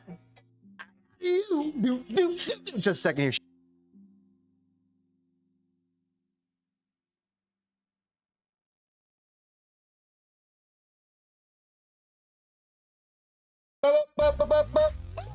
We're back. Terrific performance once again. Roll that a little bit tighter and pass that this way. Okay, so we just don't have people like Akam and Frankowski Beasley to sit back and play on people on the break. Considering our defensively sound Ezra has made us. Bravo, Ezra! And all the coaching staff, so many clean sheets. That's all fucking Gago Sonina. Ezra is reliant upon the individual players and their subtle nuances that they bring to his team. I'm starting to realize that I don't really think he has a plan. His plan is put the guys out there, let them do what they do. And maybe that is the best plan you can have in MLS, and maybe he learned from the best, but he hasn't yet to employ what he has learned from the best to effective measures and to the point where we are in virtually eliminated from a playoff spot. Angus McOrder updating us on the scoreline saying NYCFC uno, Cincinnati uno. And of course, Chicago Fire, Cincinnati is better than the Fire. That's when I know something's wrong. But then again, we also live in a world where Cincinnati Bengals are better than the Bears. Have the Cincinnati Bengals been better than the Bears for the last 20 years? No, the Bears made it to a Super Bowl in 2007. They lost, but they didn't make it. Did Cincinnati? No, they didn't make it at all when they had the Red Rifle, who the Bears brought over and subjected us to the Red Rifle. That's how we are, Cincinnati! Chicago! No! I don't want it, chat. No. Get out. Gaga had a master class. Of course he's player of the year. I agree with you there. That's the... okay, so he's not... I mean, yeah, he's maybe smoking the opium, but dude's still a genius. He got player of the year circled. And it's definitely Gaga. Rafa is definitely up there too. Rafa Chicos. Our midfield beyond Federico needs... Our midfield needs work. Federico included. Yeah, there I said it. Yeah. Who the fuck cares? Dude, they fucking suck, guys. They're not good enough. I'm being brutal. I'm not being Greg Khan about it. 49ers beat guy.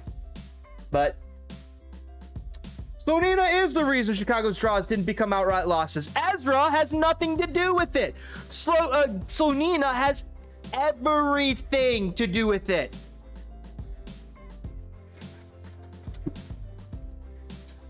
Literally. Chicos, Sonina, the main influences for those clean sheets and their ability to help bring up the players around him. Shaqiri, not responsible.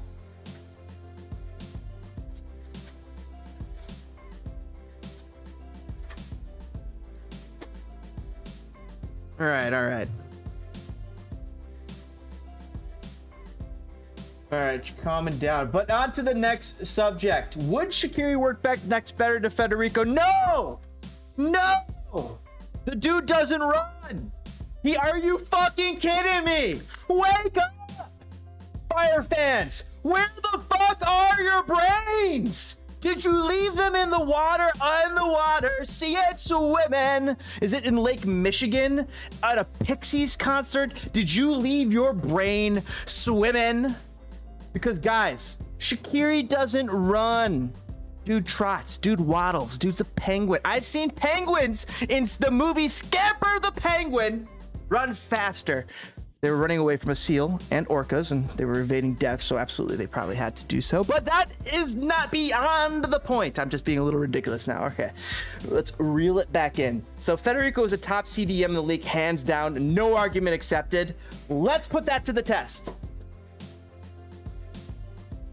Let's put that to the test. MLS stats. MLS stats. MLS stats. MLS stats. MLS stats. Let's look at Federico Navarro. Oh, let's see Navarro. Give me Navarro. He's on here. Look at that. Look at that. So Days is saying, hey, Spitting Fire. Federico Navarro is a top fucking CDM in this league. Even though he's on a last place Chicago Fire team. Look at these stats. I will agree with you here. Now, if we recall, I'm just going to bring up the past. We're going to talk a little bit. I'm going to have to get myself a new beer here in just a second here, chat. But if we look up the past and old Chicago Fire 2019. Not it. Yep, we're going there. Chicago Fire 2019. I just need to go see the players. And I need to see you, Francisco Calvo. So, stats don't mean squadouche in MLS sometimes, and Francisco Calvo is the case in point of that, because we all know dude sucks fucking donkey balls, shouldn't have been on our team. Great guy to have on your side and at a bar fight. But as far as a soccer team, also a great guy to have on your team, but not a great captain and not a great center back. Fired up? Yes, he was. Passionate? Absolutely. And a lot to like about him as a teammate, actually. Would be happy to have him as a teammate in some capacity, but relying him in a captain sense when he is not put in his place, he's a fucking Dennis Rodman. You need Michael Jordan, Scottie Pippen, Luke Longley, Steve Kerr alone just to put Rodman in his place. You need those guys. Bill Wennington even needs there to help put Rodman in his place. And Calvo was a Rodman. Is Federico Rodman? No, he's so much so much different than that. And also, Calvo is not a Rodman in the way that Rodman is a GOAT of rebounding. What is Francisco Calvo the GOAT at? He's the GOAT at being fired up and getting red cards. Also, he's really good at getting offensive goals as a defender. Could give him that, right? We got to definitely give the credit where credit is due. But he's not the worm, for sure. So maybe not the greatest example there. But all the same, you've corrected me on Federico Navarro and shown to me, hey, maybe he is a top MLS CDM. Well, then I ask, well, what the hell happened? That the Fire are in like next to last place when this guy's played virtually every game for the Fire. He's played 26 games for them. He's played more games than most of the other players there, and yet this team with one of the best center defensive midfielders is not good enough. Wait, Spitting Fire. The Chicago Fire put up a lot of clean sheets. Yes, they did. It's because defense wasn't the issue. It was offense. Offense was the issue. Couldn't score goals. This team was the second lowest in MLS goals scored, still is. You don't need to look at the numbers to know that Bilkill and Shaqiri do not have a connection. Be right back, chat, while you ponder these numbers.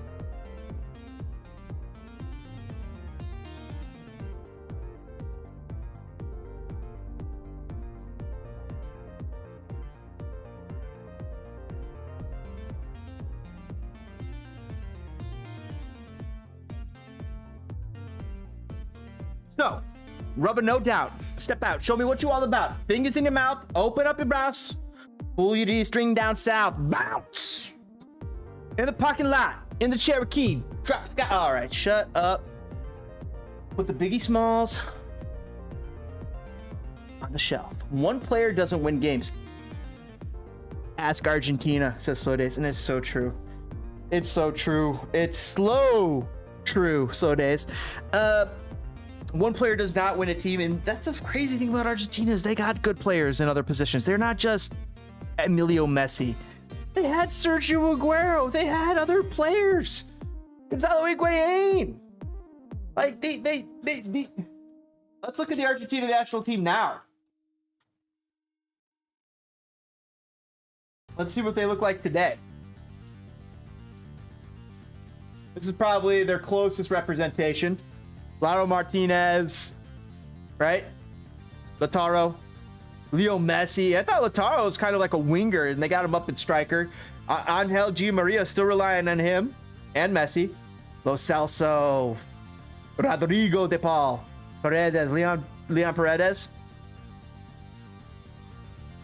Leandro Paredes, Mateo Romero Otamendi, Acuna. Where is Otamendi? Oh, he's on Benfica. That would have been a good player. That was a good player for a while, Otamendi. And Emiliano Martinez playing for Aston Villa. Chat,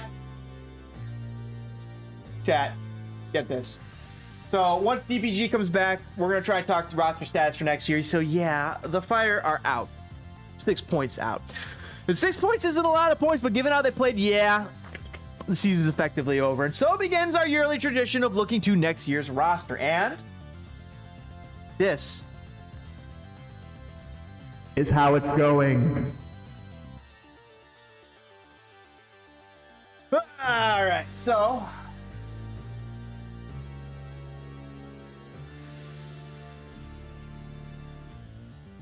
joining Fire 2 probably is Justin Reynolds, the younger brother. Under contract and returning for sure, Rafa Chico's John Duran, Brian Gutierrez. Names I love to hear. Also returning Fabian Herbers. I like Herbers. Chris Mueller. Heck, yes, please. Federico Navarro. Yes. Mauricio Pineda. Yes. Spencer Rishi. Doesn't matter. Jairo Torres. Questionable.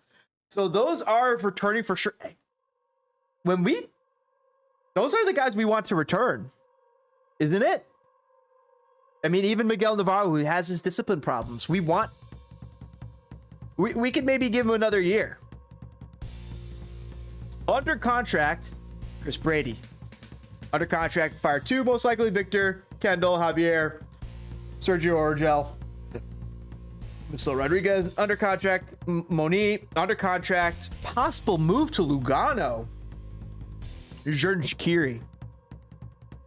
Under contract, possible trade, John Espinoza, Gaston Jimenez. I don't see anybody taking Gaston. Stanislav Ivanov, Kacper Bilko. I don't see anybody coming for him either. Carlos Turan. I could give him another year. Options likely to be exercised. Wyatt Omsberg. Pass. If you guys are trying to stay in 13th place, if the Chicago Fire are trying to stay in 13th, 11th place, if that's the ambition, re-sign Wyatt Omsberg. All right, I loved what he did for the Fire. But if the ambition is 13th place, 11th place, absolutely re-sign Wyatt Omsberg. But if the ambition is something greater, say thank you for your service. So long, and thanks for all the fish. And do you play and how do you feel about Doc Holliday? Need upgrades on both outside backs, wings, striker, and possibly a center back. So we need an upgrade on one of the highest paid center right backs in the league, Boris Sekulic. Where are we gonna get that? Boris Sekulic performed admirably for a 13th place, 11th place team. He's an excellent 13th place, 11th place right back. Is he a 6th place right back? Boris has got to go.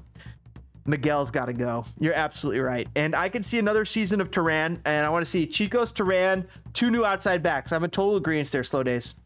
Also need an upgrade at the 8. So what is next is slotting next to Federico Navarro. But that's Mauricio Pineda. So are you looking to move Mauricio Pineda to the bench? Or are you looking to move him back into Turan's position? I don't think he's going to play there unless he starts getting more time right now as a center back over the next few games, and I don't really see that happen. They really liked shifting him to midfield, seemingly. So if we do get an upgraded 8, which is Gaston Jimenez's position, which is Mauricio Pineda's position, it's not their role, but that's the position they take up on the field, effectively, when you have Federico Navarro out there slotting in as your 6. Out of contract, likely to return, Jonathan Bornstein, pass. It's time to move to coaching. And Slowday saying that Turan's injuries are too much. So we've been dealing with a lot of Turan's injuries, and one of the best abilities is availability, is it not? Has it grown too much from what we've seen? I value Turan and when he plays more than how I value Miguel Navarro, so I'm not in agreement there. Yeah, his injuries are too much, and if you could make him your second, the next center back off the bench, better. But the dude needs to play. He's at this point in his career where he needs to play if he's going to get any better. And he needs to play now.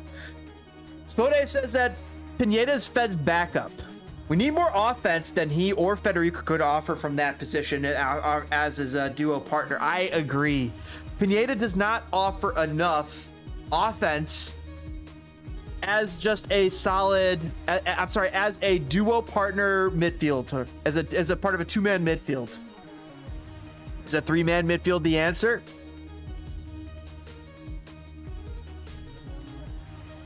End of loan, not coming back. Gaga Sonina. They're going to put him in a new league. They're going to put him in a new challenge if they can find him a starting spot. If they cannot find him a assured starting spot, he'll be back. And if they don't get him back to the Fire, then maybe Chicago Fire will look at Guillermo Ochoa. I don't know why. It's 2 years too late, in my opinion, for Guillermo Ochoa. But Chicago Fire are not a well-run organization, as we all know, and don't make the right decisions almost ever. So that would be perfectly in line with what we would expect from the Chicago Fire. Stupidity. Pineda, yep, you said it. Out of contract, unlikely to return. Boris Sekulic, he's not been as good as last year when he was a right back on an 11th place team. And now he's a starting right back on a 13th place team. So once again, we point to these stats where Federico Navarro's got these great stats. He's had those stats, those great stats, for an 11th place and a 13th place team. Now, I just got pen in my eye. Great. I did Gaga Sonina because I was just about to talk about Gaga Sonina. That's Gaga Sonina saying, well, hey, I've been part of those teams, and yet I just got sold for $15 million to Chelsea. What makes me different? You tell me. Maybe it's the fact that he's 18 and he single-handedly saves games, and nobody else on the Fire does that. DPG say he'll be back at 15, and when he is, that's when we'll recover a little bit of that contract kerfluffle with him, just to see his response, his reaction, and what he would like to do there. But I like a lot of these moves, but I would love to get rid of Espinoza, Jimenez, Ivanov, Prishabilko. I like to keep Turan. I don't need Olmsberg, don't need Reynolds. I need this team to get better. I need to replace those players with better players, so we're not finishing in 11th to 13th place. Shocking, I know. Bornstein, time to join the coaching staff, buddy. Chat, what league would you pick from to help this league team out? Liga MX? La Liga? Ligue 1? Serie A? The Championship? The EPL, I don't know how you're going to get EPL players unless you're Columbus and you can get Cucho Hernandez. Just seeing how Toronto has gone to Serie A and just built players around that, it got me thinking, which league would the Fire what should the Fire build around?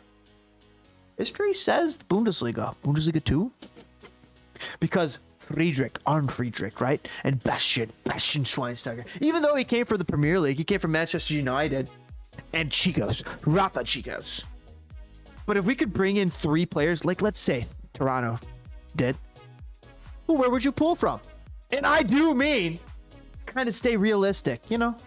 In Insigne, they offered big butts, but he kind of was at the end of his prime. So Balotelli, Belotti, Messi, Ronaldo, Angel Di Maria, Mueller from Bayern Munich, Lewandowski. Soda says Gaga's not at a place at 18 years old that most goalkeepers are not at until 24 or 25. Yes, yeah, I call him the American Donnarumma because he is just farther ahead. You look at that guy and he might look young, but he does not play young. He plays years above his age and he's only getting better. He's just getting better like a player, like a Donnarumma. Who was that other old goalkeeper? Buffon, who yeah, what was it? Gianluigi Buffon, who played forever. My mood right now. Credit CHGO from the pod 3 days ago. Second lowest in MLS goals scored. Oh, fantasy. I did my Superflex fantasy draft. You can check it out on Throwing Ropes. You look that up on YouTube, Throwing Ropes podcast. But we do a little Superflex podcast where we talk fantasy and Superflex strategies and all that kind of fun stuff. So if you're into that, and see, I got Josh Allen, Kyler Murray as my 2 quarterbacks. Woo! Love that. Let me know if you're excited about the fantasy football season. We're going to be doing a lot of NFL and Bears streams for that matter. Probably doing a little NFL fantasy talk about too, because I'm pretty. Not to toot my own. Let's toot my own horn. I'm good. I'm good at it. I can hang. I can play. I'm plugged in. And it's fun.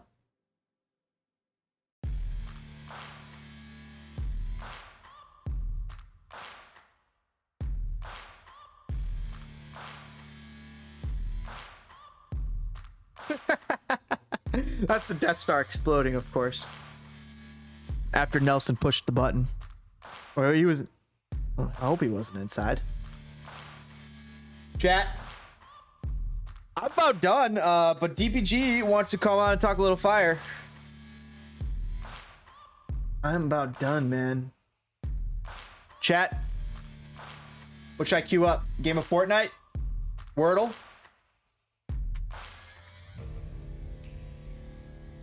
Not Wordle.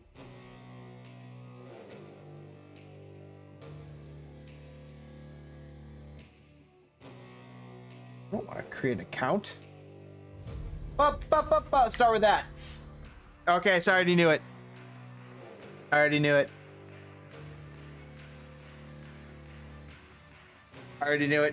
I didn't cheat. I had to test it to see if it was still this one. And next Wordle's not for 3 hours and 42 minutes. Unfortunately. All right, guys, I got one for you. Oh, it's coming. You guys didn't. Oh, you didn't know? Oh, your ass better call somebody. What? You didn't know?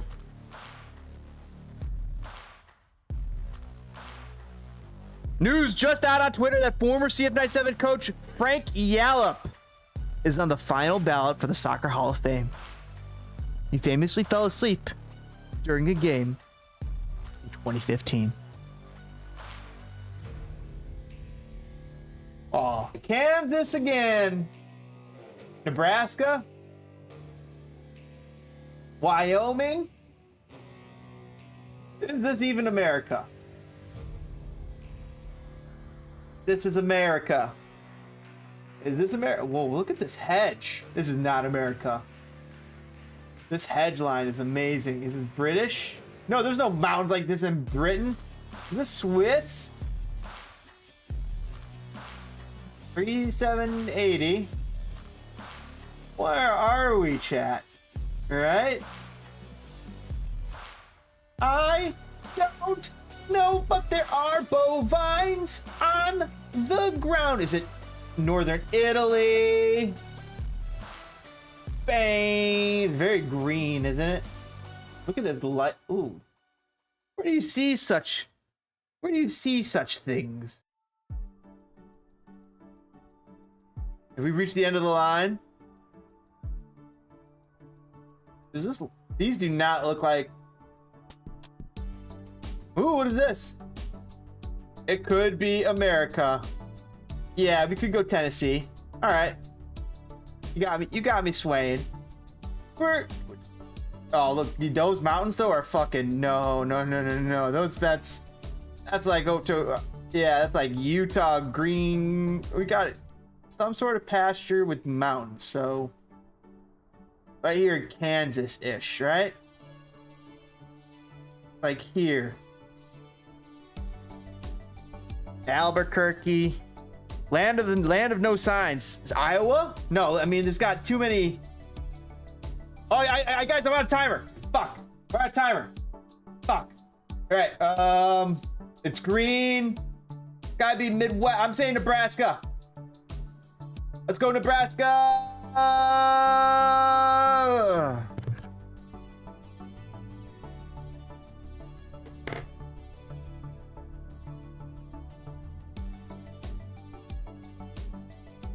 New Zealand.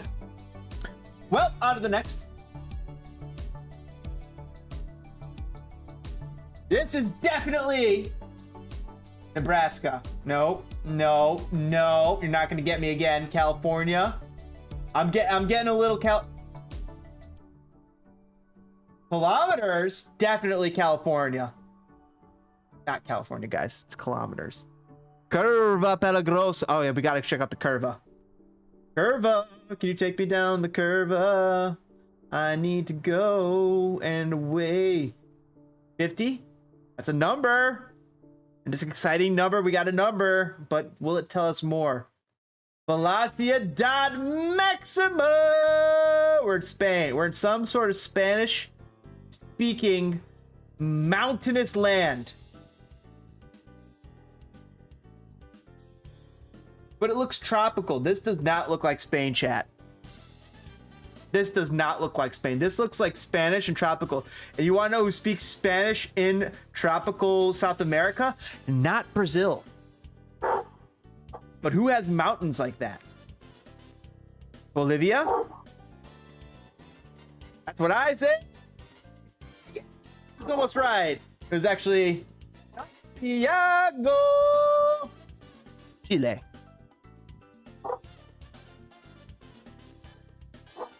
This? Definitely Jurassic Park. Probably Nebraska. Alright, are you getting Hawaii vibes, chat? Or are you getting off the beaten path? Are you getting The Hills Have No Eyes, Part 8, Hawaii? Where are we? Oh, why do I feel like this is Philippines? I feel like this is the Philippines. Or Indonesia, right? We got the Philippines, we got Indonesia. I'm gonna go to Davao. What do you think?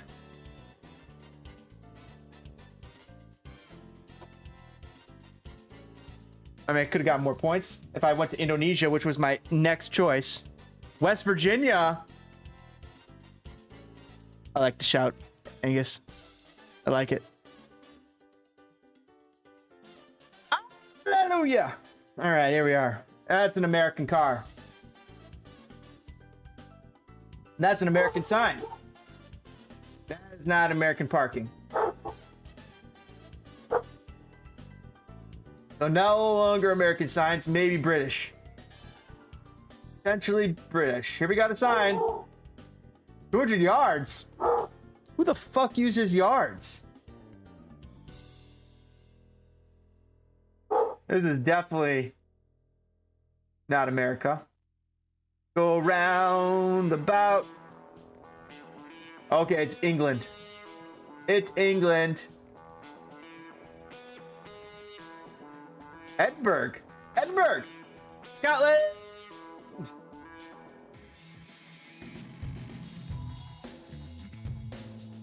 Scotland.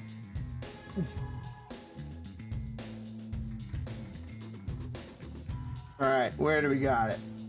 We're near Preston Field. Yeah. Closer to West Barnes, but pretty darn good. Good shout there, Angus.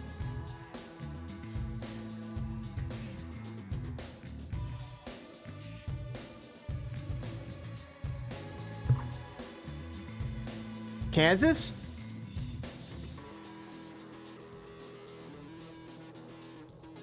Spain? I'm getting Spain vibes, right? It could be Cuba. Oh, this could be Cuba. Whoa. Corriente, Especial. Maybe Cuba or Spain. Pollo. So this is like Engativina. Oh wait, that's bus, the bus. Bus will tell us everything. Transmilenio. Not telling us enough.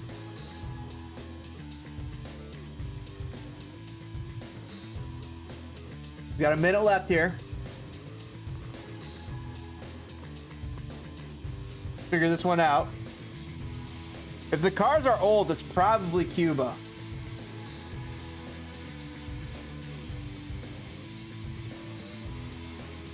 We're trying.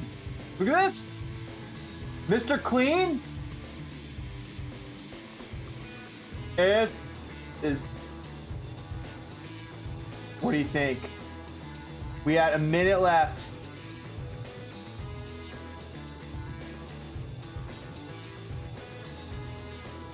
Doesn't that make you want to go Cuba?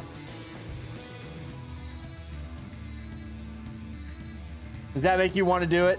Colombia? Colombia? You're saying Colombia? I got 50 seconds. If you're sure it's Colombia, I need to know. Let me know now. It says Optica San Miguel.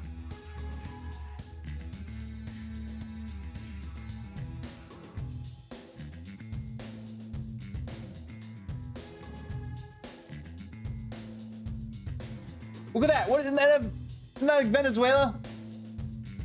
That looks like a Venezuela flag. I'm gonna go Maturin! Colombia, no! I should have gone with what Angus said.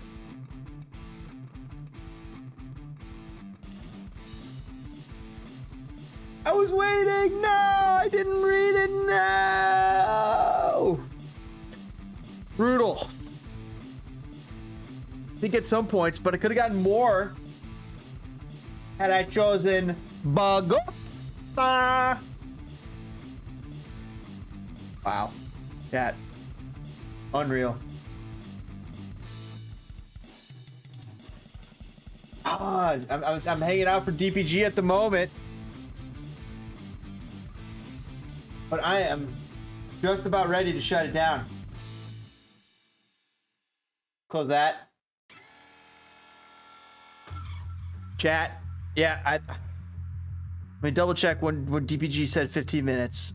If it was 15 minutes ago, then I gotta wait. But, oh man, if it was more than 15 minutes ago.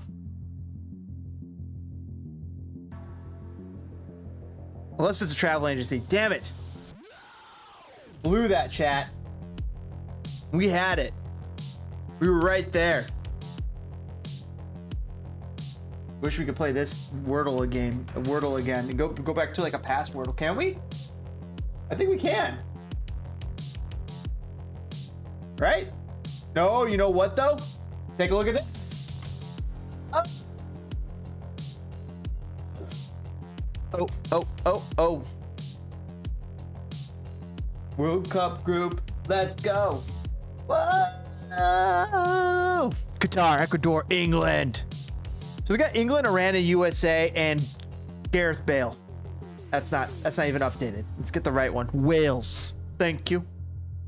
Wales. And when are the US World Cup games? USA World Cup games. Can you tell me when? Can you tell me when? World Cup games. Here we go. That's what we want to see. November 21st, 1 p.m. USA takes on Wales.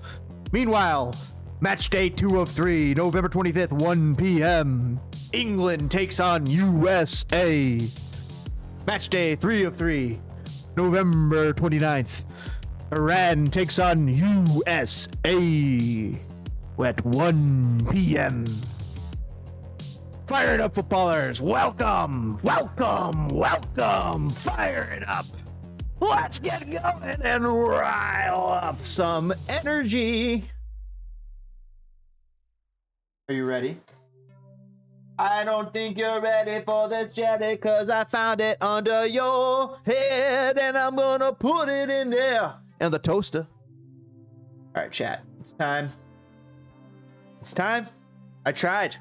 I did what I could. I said no. No. No way.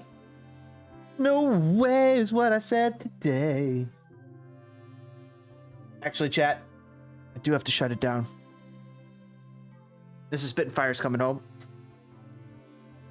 Unfortunately. Oh, DPG. Where are you, brother? DPG. Coming on to talk a little fire with us. I think, thankfully, those times are at 1 p.m. Central Standard Time. It's true.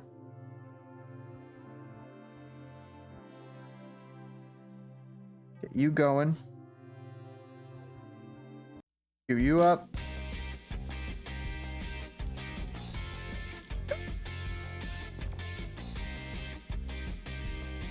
Take a quick look.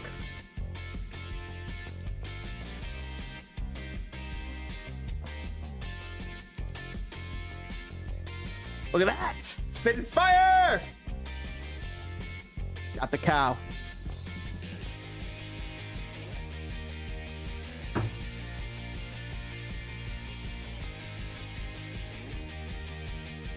It's time to take it down.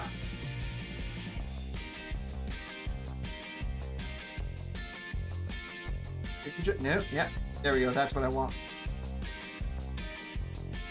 All right. You guys ready for this jelly? I don't know if you're ready for this jelly.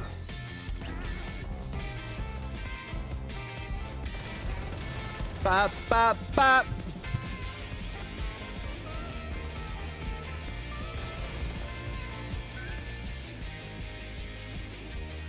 So times for World Cup being at 1 p.m. Central Standard Time. Amazing. I'm gonna probably have to take off work for those days so I can't stream them. I'll definitely be streaming them here, guys. If I'm watching, I'll be streaming them for sure. Oh, hell yeah.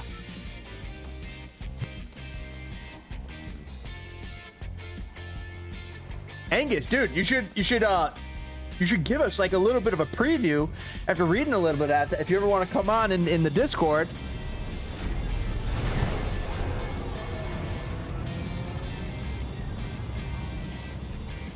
But we specifically need previews for Iran, for Gareth Bale and company, Wales, and England. And you know what? Why not USA?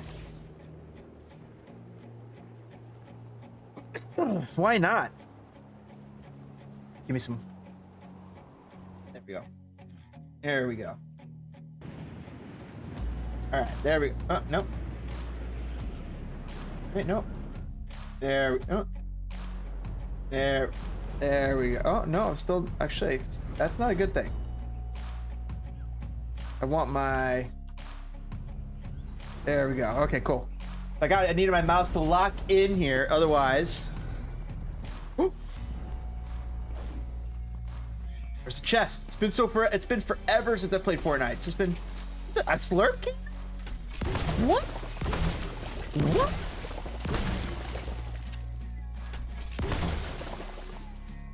What? Unexpected.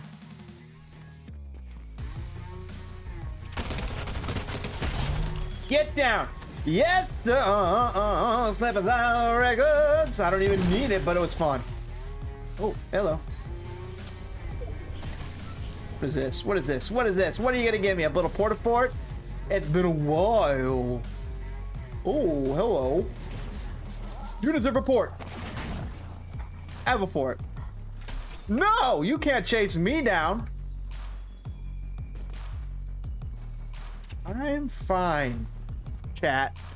Yes, I can do that. I can get my son to teach me to use Discord. Dude, yeah, give us a little update. Oh, I got people. Ah!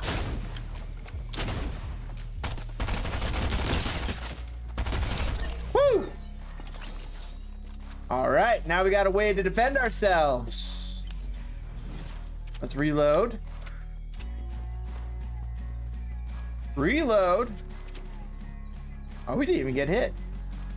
Little bow. Little bow action. Oh, well, you can take that. You can keep that. I'll take bullets. What is this, a blue pistol? Nope, we don't need that. Probably be better, but no, we'll live. Is there anything over? Ooh, he's a guy. Let's get him.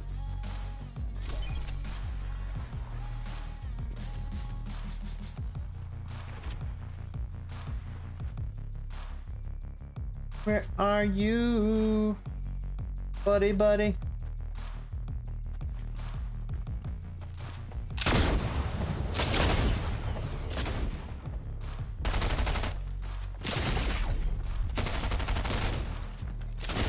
Woo! All right. Any health? Let's heal. Oh shit.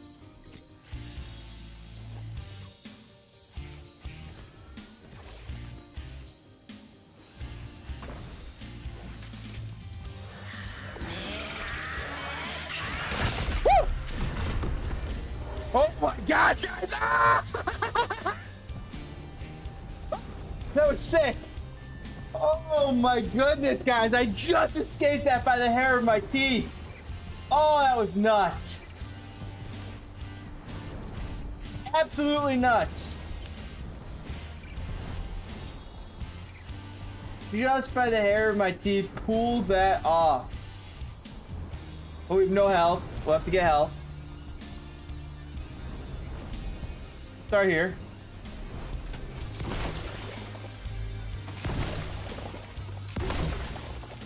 All right, heal. That was nuts how we survived that. Duke saying, I did a simulation of the World Cup using a random button on my calculator. Saudi Arabia came in second place to Brazil. Oh shit.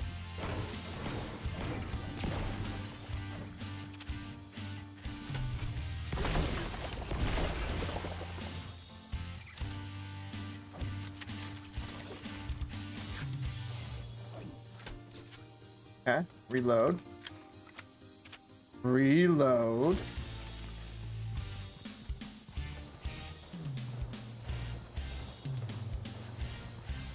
Check it out.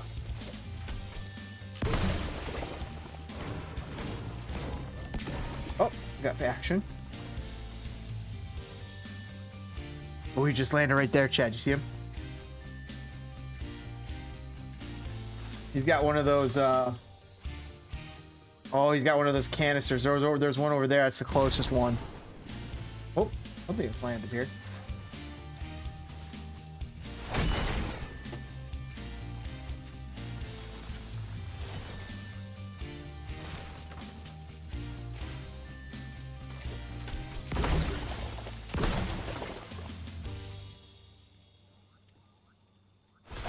Oh!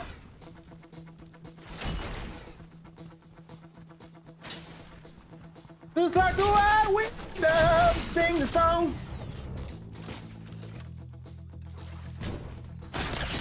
$170, buddy.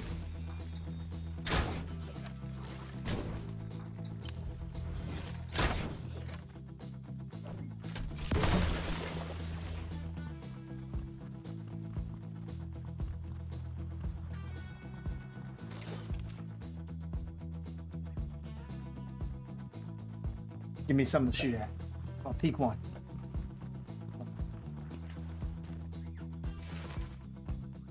Where you at?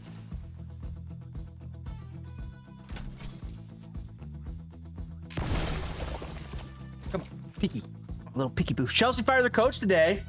Thomas Tuchel.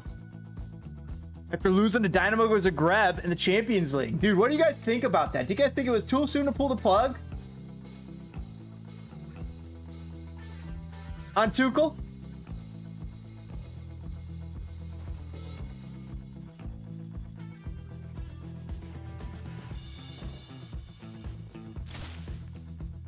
What do you guys think?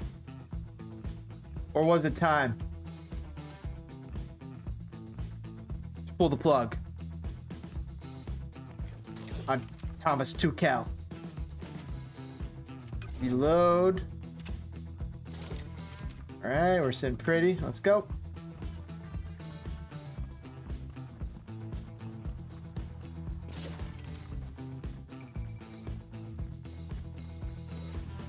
And oh, and we'll walk in.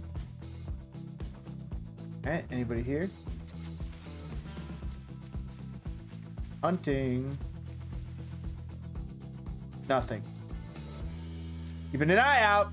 All right, we could use a better. We could use a long range weapon. Well, we have this.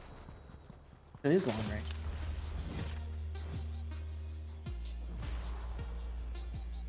All right, fair enough. It is. Oh, I can use bullets. What's this all about? No, I don't want to do that.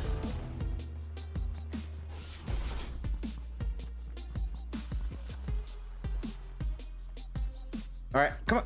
Ooh. Oh man, if this was green, that'd be nice, but it's not.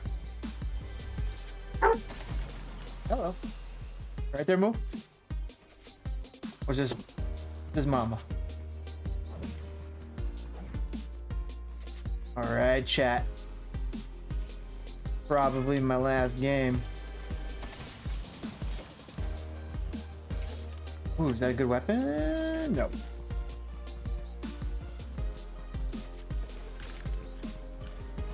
And we're running around. What can we do? What can we see? Can we spot anybody? Bullets fired. Oh, we gotta go this way. But our guy's coming this way. Oh, he got killed. Got taken out. Not a good thing. Oh, look at this. Good. That's what I wanted. Rather have a shotgun. This is a little bit more medium long range. And I got this long range.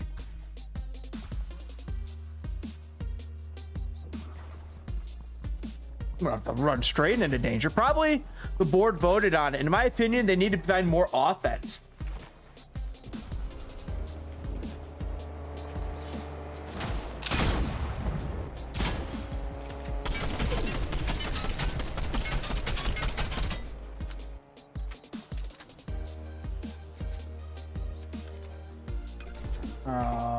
Okay. All right. Somebody's been here. That car is now gone.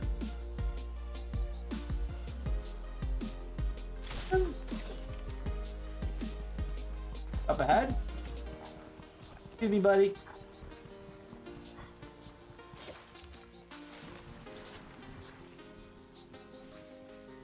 Chasing me. Nope.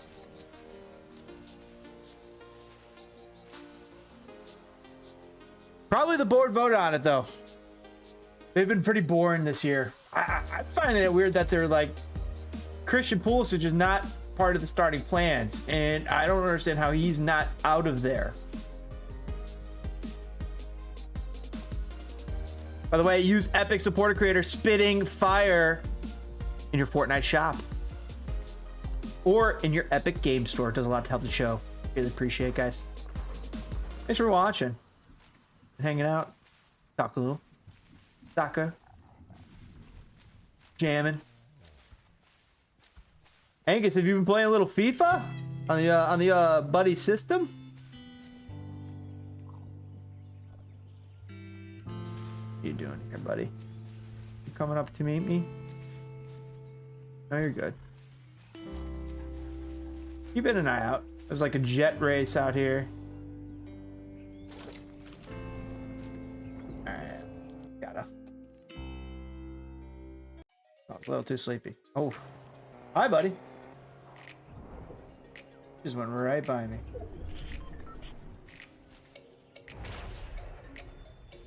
Oh, I gotta go too. Can I grab that? If I could grab that car there, that'd be nice. Wouldn't it?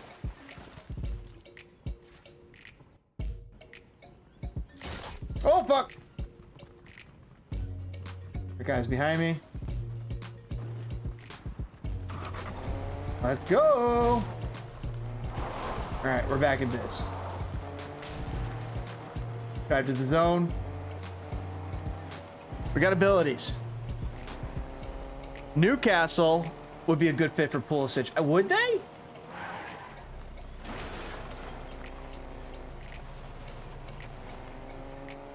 Do they have a need for a winger?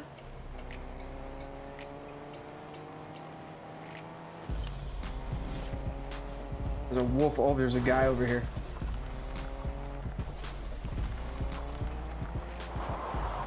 I thought there was a guy over here. There is a guy.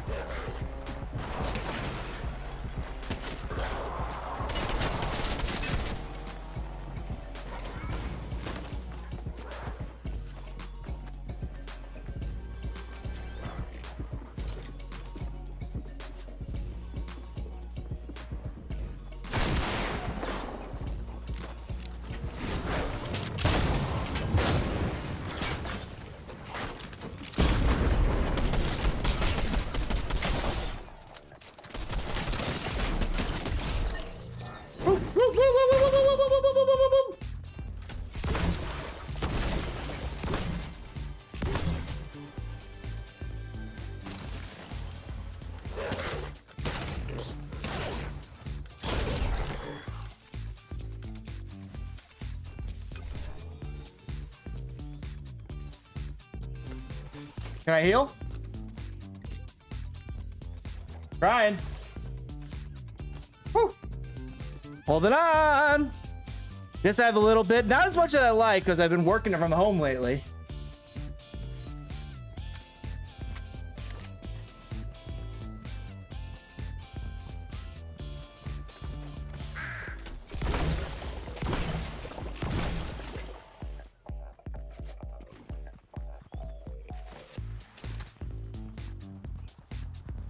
Doing good.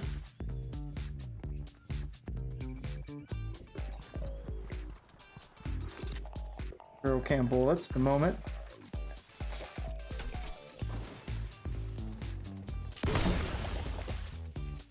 Huge.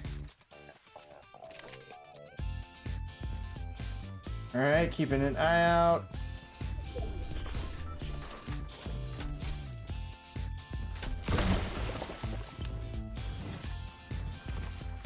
Cool. Push in.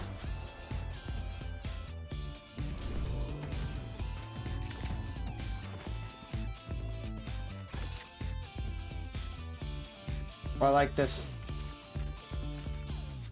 Okay. Go. One more gets 200.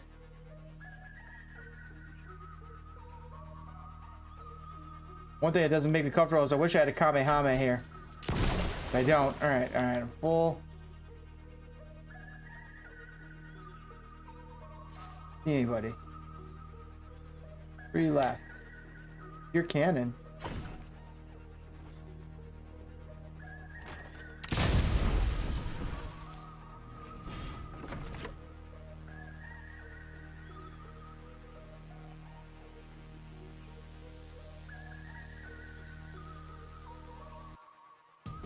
Is that him?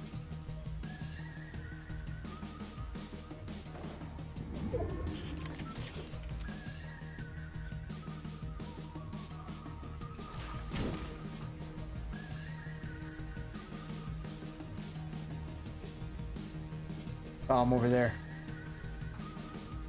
Okay, let's pull this back. All right, cool. And then let's jump over that way. We're going up.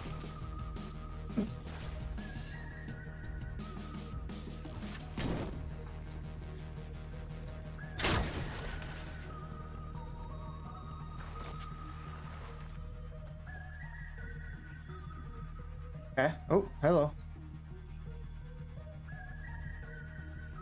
There he is, boys and girls.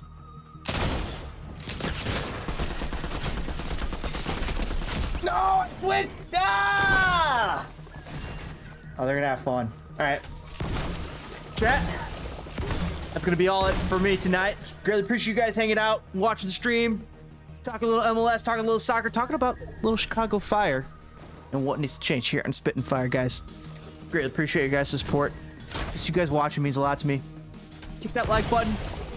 Helps other people find Chicago Fire content, the MLS content, the soccer content, the Spitting Fire awesomeness that is you guys and us. Greatly appreciate you guys swinging by today. Catch you on the next stream. We're live every Wednesday, as we always are. Always try to hop on during the weekends as well. All right, chat. Have a wonderful weekend. Have a wonderful rest of the week. I'll see you soon. We got our first NFL game tomorrow. Bills versus the Rams. Buffalo Bills versus the LA Rams. Thursday Night Football kicking off the season. Very excited about that. Take a little peek around here. And of course, we have the Bears, 12 noon on Sunday. We might be doing that live here on Spitting Fire. Make sure you guys got that bell icon kicked so you can join us live. We're gonna be having a lot of fun. Also checking in on the other games, giving you also fantasy updates, giving you a little fantasy advice if you want any. We've done it before. We will win it again. So if you want to win it too, hop on. I think we got a Dr. Disrespect video game. Oh, wow. A new section of the game is going to be deployed soon too. So some new gaming to look forward to as well. Is that as we design a video game here on Spitting Fire. One of the other things we were doing. MLS 5 games for Chicago Fire left. And you can say, go Bills! Buffalo! Yeah, I'm rooting for Buffalo. Got a lot of guys on Buffalo. There it is! Pop. Pop. And he's done it. Deadpool's done it. He's secured a 3rd movie. Little jiggle. Little getting ready for it. And little yeah.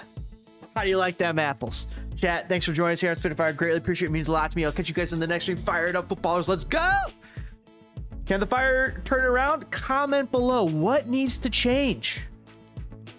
Let us know. Love reading your guys' comments after the fact. See you guys on the next one. Fire it up, footballers. Later. Have a good one.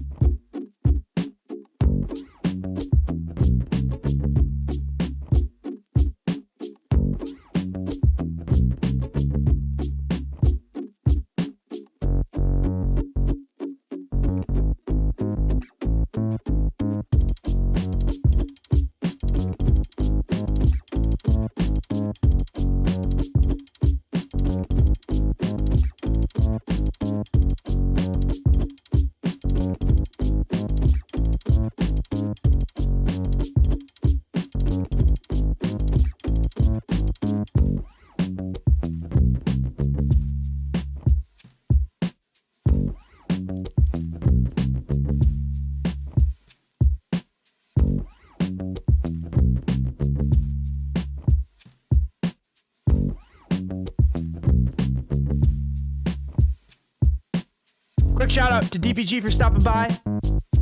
He didn't stop by before we ended the show. Just want to say a quick shout out. Thanks for him stopping by, guys. Catch you guys in the next one. Later.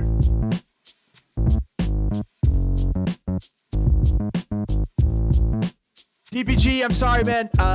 Wife just got home. It's time for me to sign off for tonight. I apologize. I was trying to hang on there for you, but you know the wife.